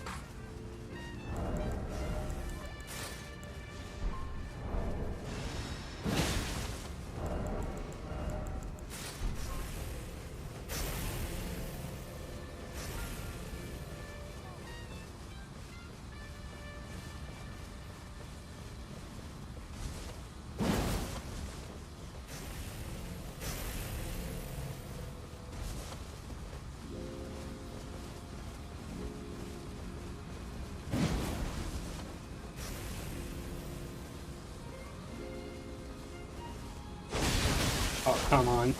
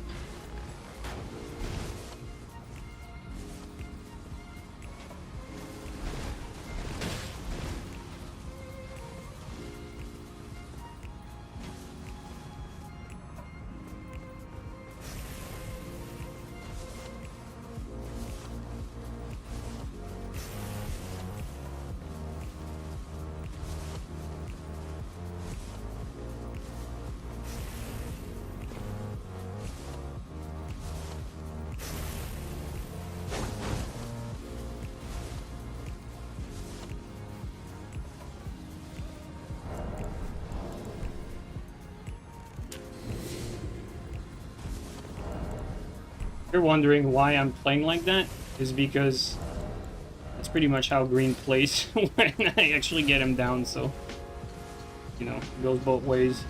He's playing it right, though, you know, going back to full HP.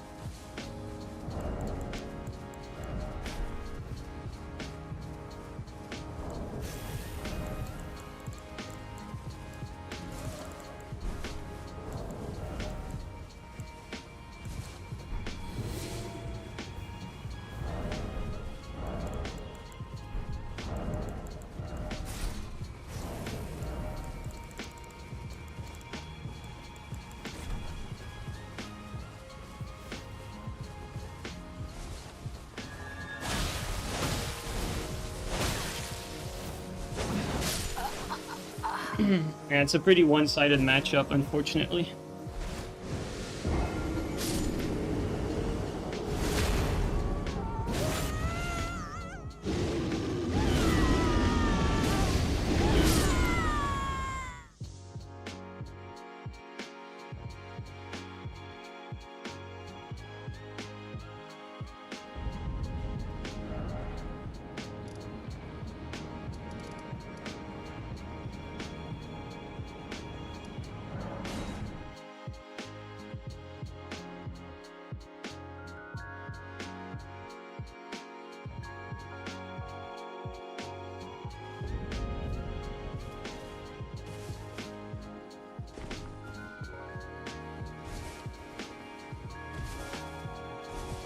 I think what I should have done is when he went to the Bestial Vitality region, I should have done the same thing. I should not have stayed on RTS. I think that's what I should have done. But it definitely feels like this matchup is very one-sided. Because every time he does a jumping attack, like the recovery with his BHS makes him immune to getting punished, basically. Like the punish needs to be like basically perfect.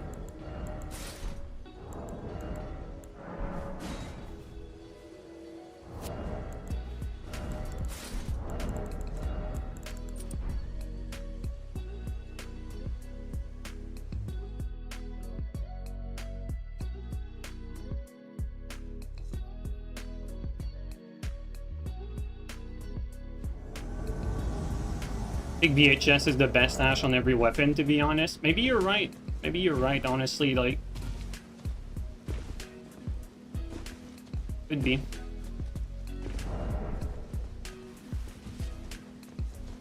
I don't know what these guys are doing. Maybe they want to do a 2v2.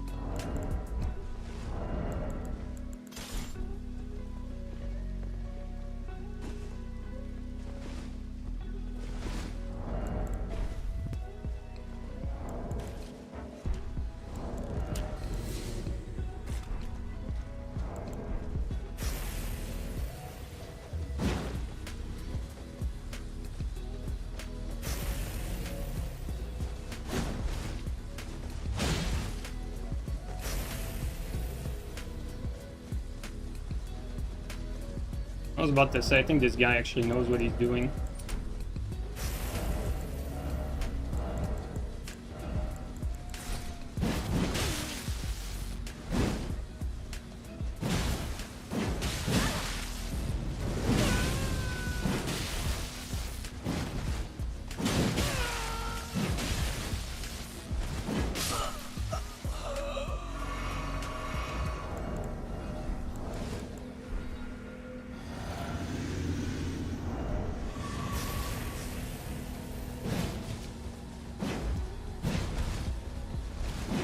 Oof, I panic rolled that.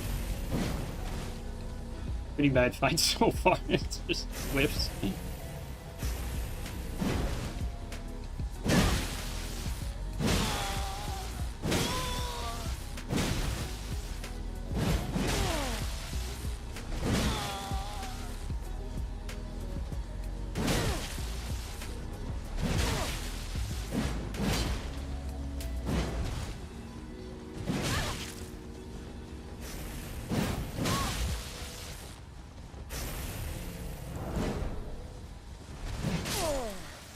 I played kind of bad there.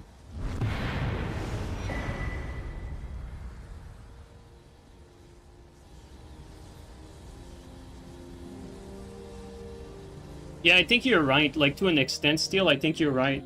Like, I remember back in Dark Souls 3, like an off-meta weapon felt even worse than on PlayStation. Because they were so much more reactable, like they were like more reliably reactable, that it basically felt like on PC in Dark Souls 3, like your option were basically like either you're a curved sword player or a dagger player, basically. That's what it felt like. And obviously crossbow and, you know, soul mass and the other like broken stuff, but like it really felt like melee weapon wise, you were mostly looking at curved sword and daggers on PC, whereas like on PlayStation you could make it somewhat viable sometimes with like, you know, like off stock and like whatever like main hand weapon you wanted. This is unironically a thing. Yeah, absolutely. And it was because like you couldn't mix up as much on PC on Dark Souls 3 as much as you could on PlayStation. Or I mean you could, but it wasn't as effective. So it ingrained the meta even more, basically. And also, like, that was a thing back then. Like, PC players would look down on PlayStation players because the PlayStation players were getting, like, beaten by... Like, you know, like, sometimes they'd get beaten by some random-ass setup that obviously would not work as well on PC, basically.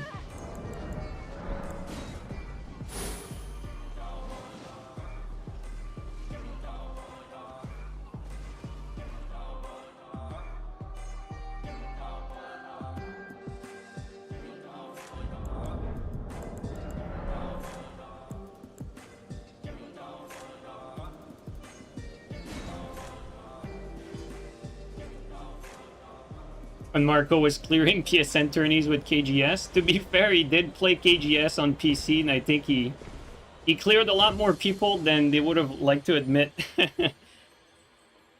He was actually playing pretty well there too. Like, I think he lost in the semifinals or something like that, but he was doing pretty well.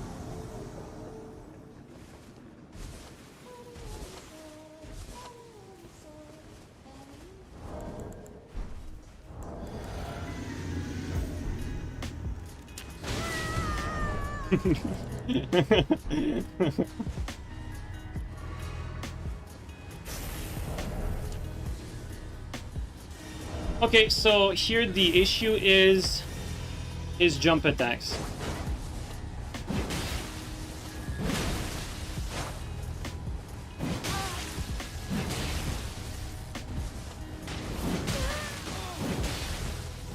But I think if I have a different approach, like I cannot attack him after the jump, basically.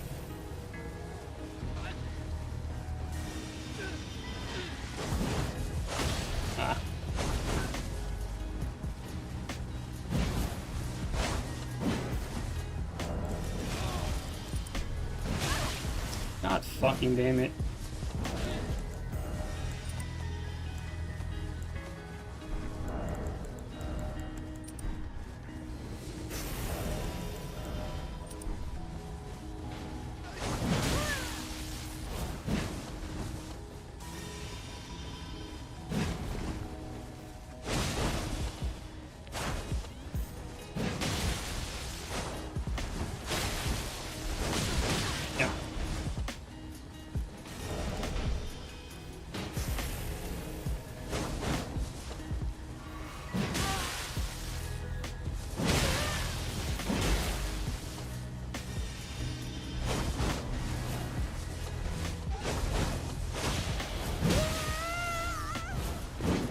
Ah, come on. Would have been good.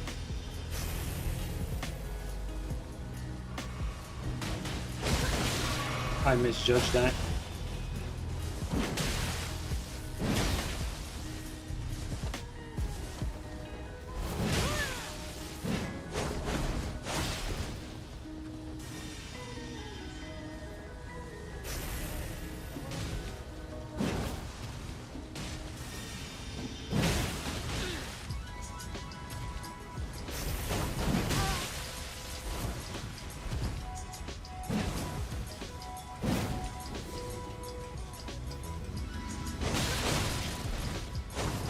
Wait, did my tear get like wear off before it got procced, or did I just like didn't notice that it was procced?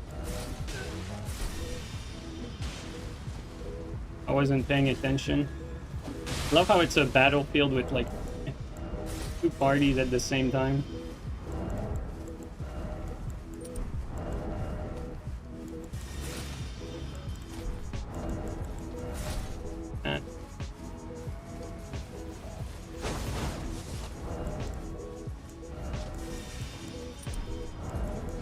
do that.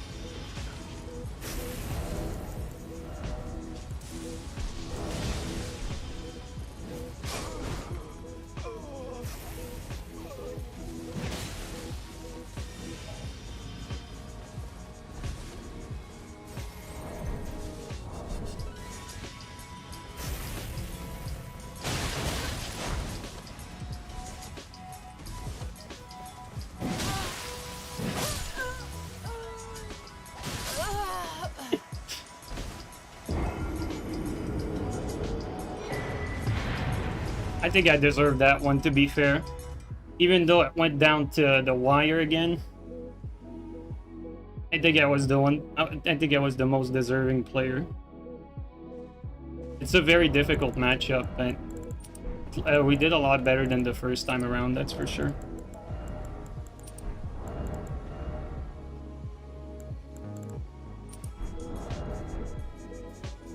Remember, you can jump over Milady Jump R2 because swings are so low. It's on somewhat equal ground is needed. All right. I'm not sure I'm gonna go for it, but it's definitely a good thing to know, though.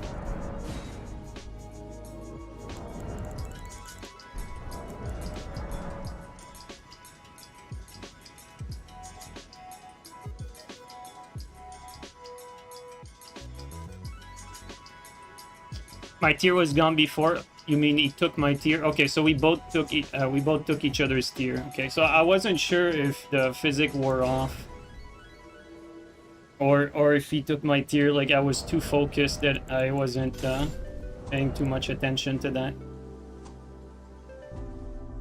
We don't know, Castle. We don't even know if it's gonna be free or not. 40 USD? Get out of here, dude. That's insane.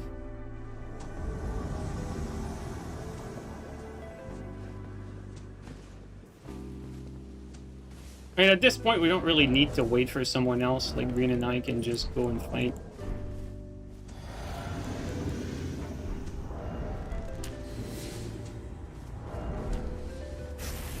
Wait, is that TS this time? Not sure.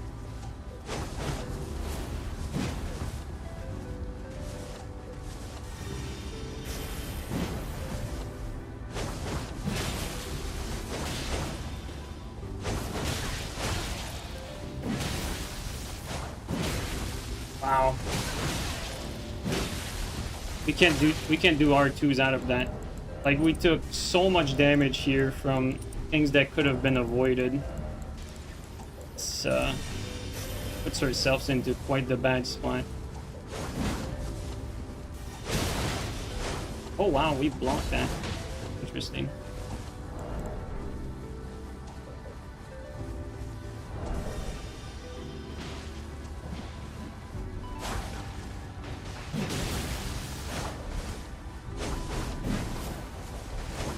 Every time we go for that punish.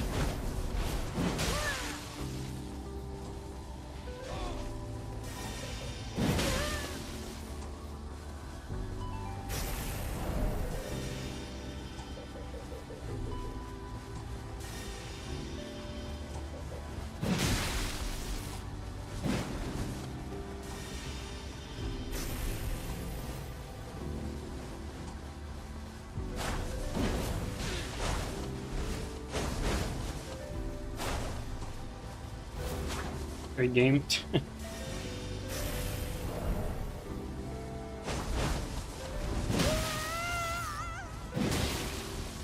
The goat actually, like, distracted me for a second. God damn it.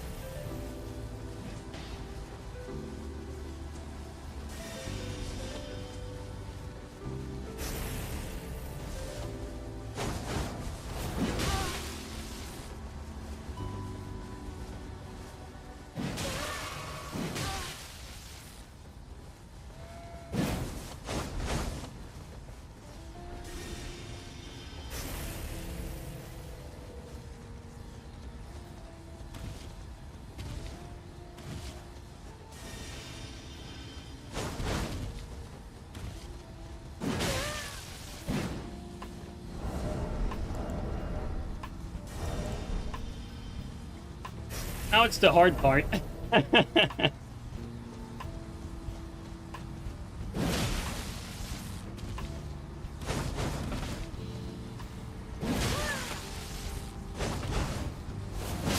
Okay, there you go. That was a lot cleaner.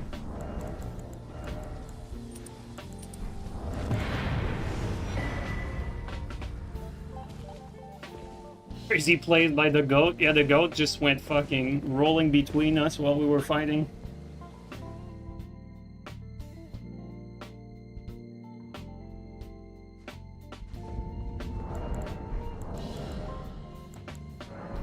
Whoops. That's not what I wanted, but although, I mean, we could actually do that. Guess that doesn't actually even matter. Also, I keep forgetting, like, Vale told me to have, like, magic grease ready if I ever run out of, the lightning one.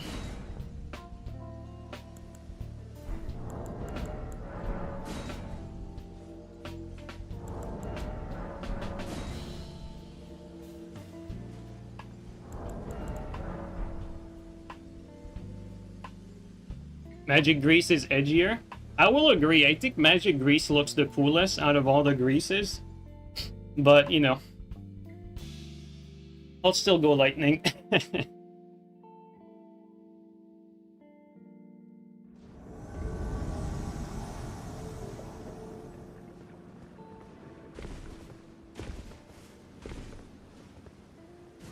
Bro, what the fuck is this?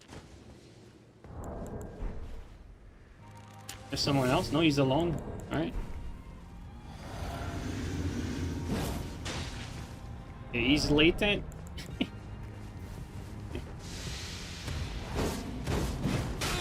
Oh wow, he's very latent. Thought he would keep attacking.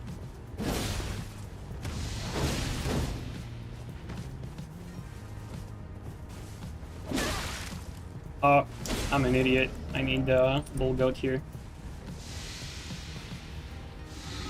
I like his strategy.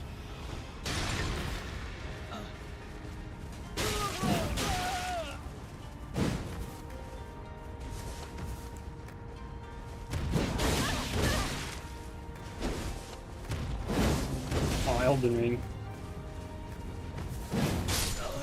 Oh, what is that lat, dude? That is brutal. That is some brutal latency. Holy shit. I like the guy's strat, you know, like just sit in the corner and bait someone to fucking L2 mash you. Or to L2 mash. Did you grow fond of the lance after the 4 duels with green? The 4-hour duels with green? Yeah.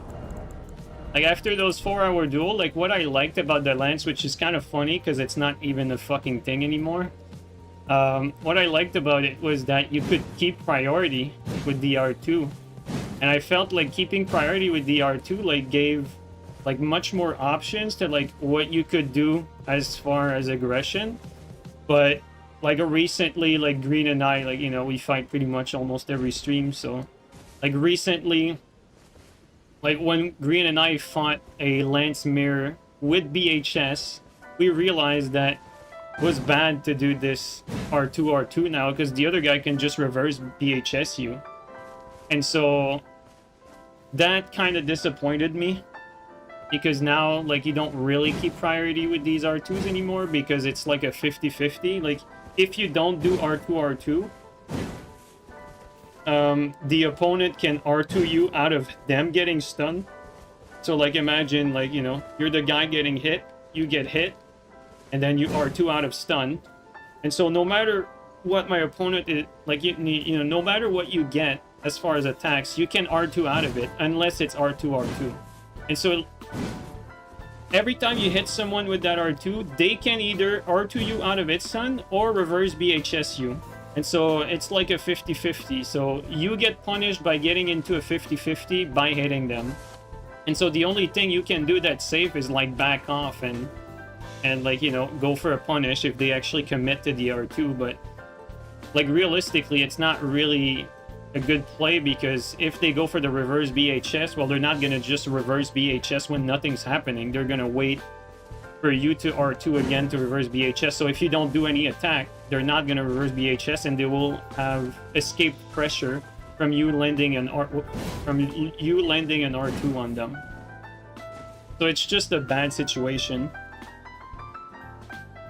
Does R2 into jump R1 beat both of those options? Unfortunately not. Like, the timing is whack with the jump R1 against the R2. Like R2 is able to tank jump R1.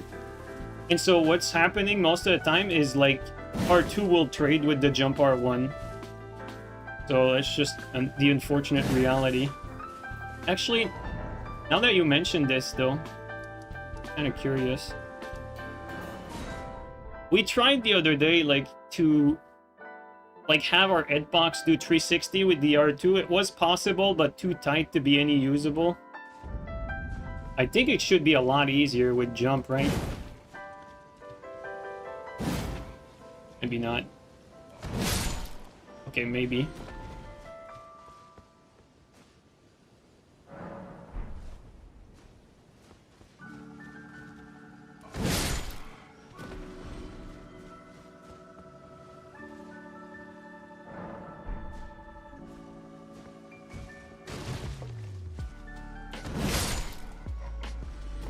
What I'm trying to do there is have the hitbox be in front of me and behind me.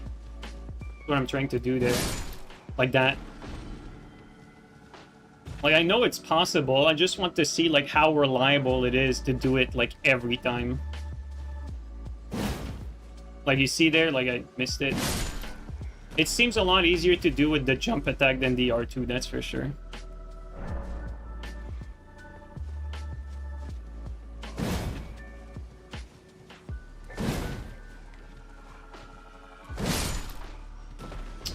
Because like the idea of doing that is if they reverse BHS you, like you basically turn it around to make it hit behind you as well. Although I don't think that's going to be as effective, because like the thing, why this made sense with the R2.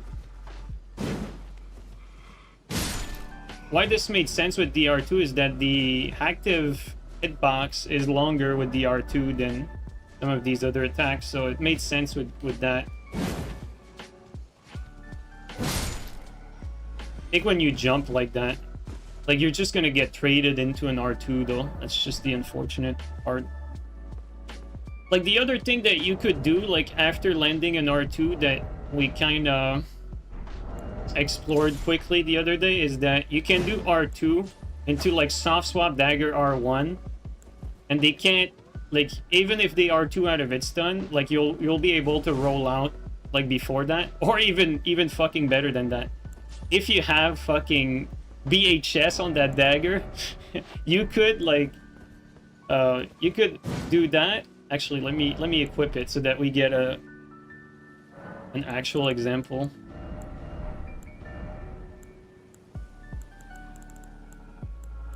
So this is what we could have going on. You do an R2, soft swap dagger, they R2 out of its stun, and you're the one who does like reverse quick step and backstab their R2 out of its stun. So it goes like this: R2, swap, do that, and then reverse BHS quick step, or reverse quick step. Like R2. Actually, I wonder if it's faster to just two-hand. Doesn't look like it. So like it'd be like that. R2, swap, do that, and then do that.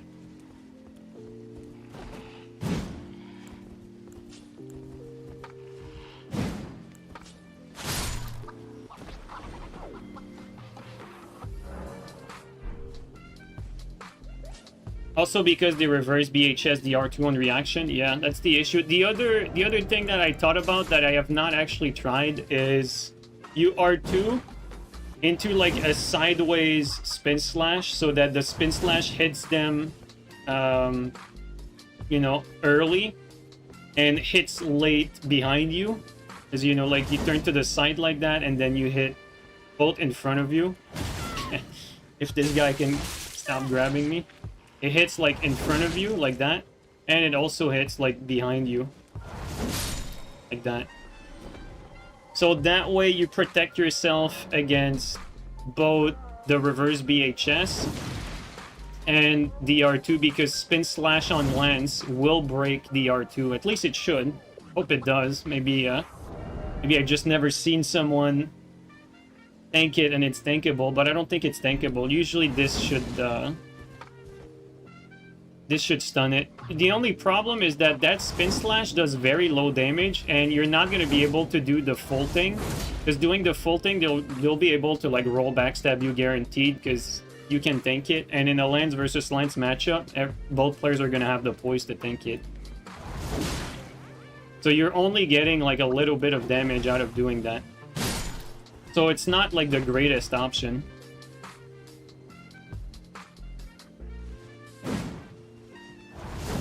Although you might be able... Not sure if you can catch someone jumping. You probably can.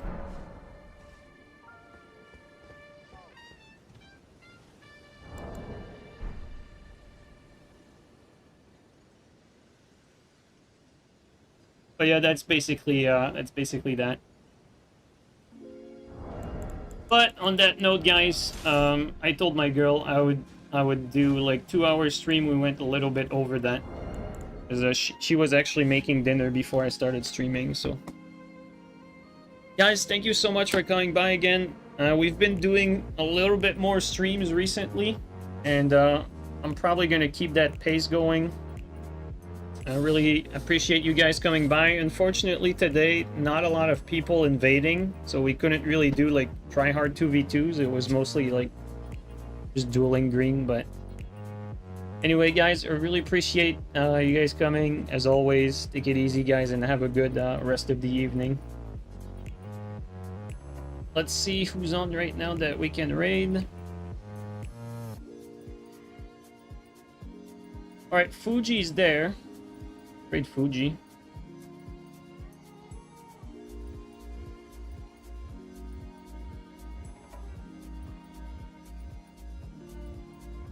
Alright, take care, guys. Have a good one. Probably gonna stream like soon enough, like either tomorrow, the day after tomorrow, something like that. Alright, take care, guys.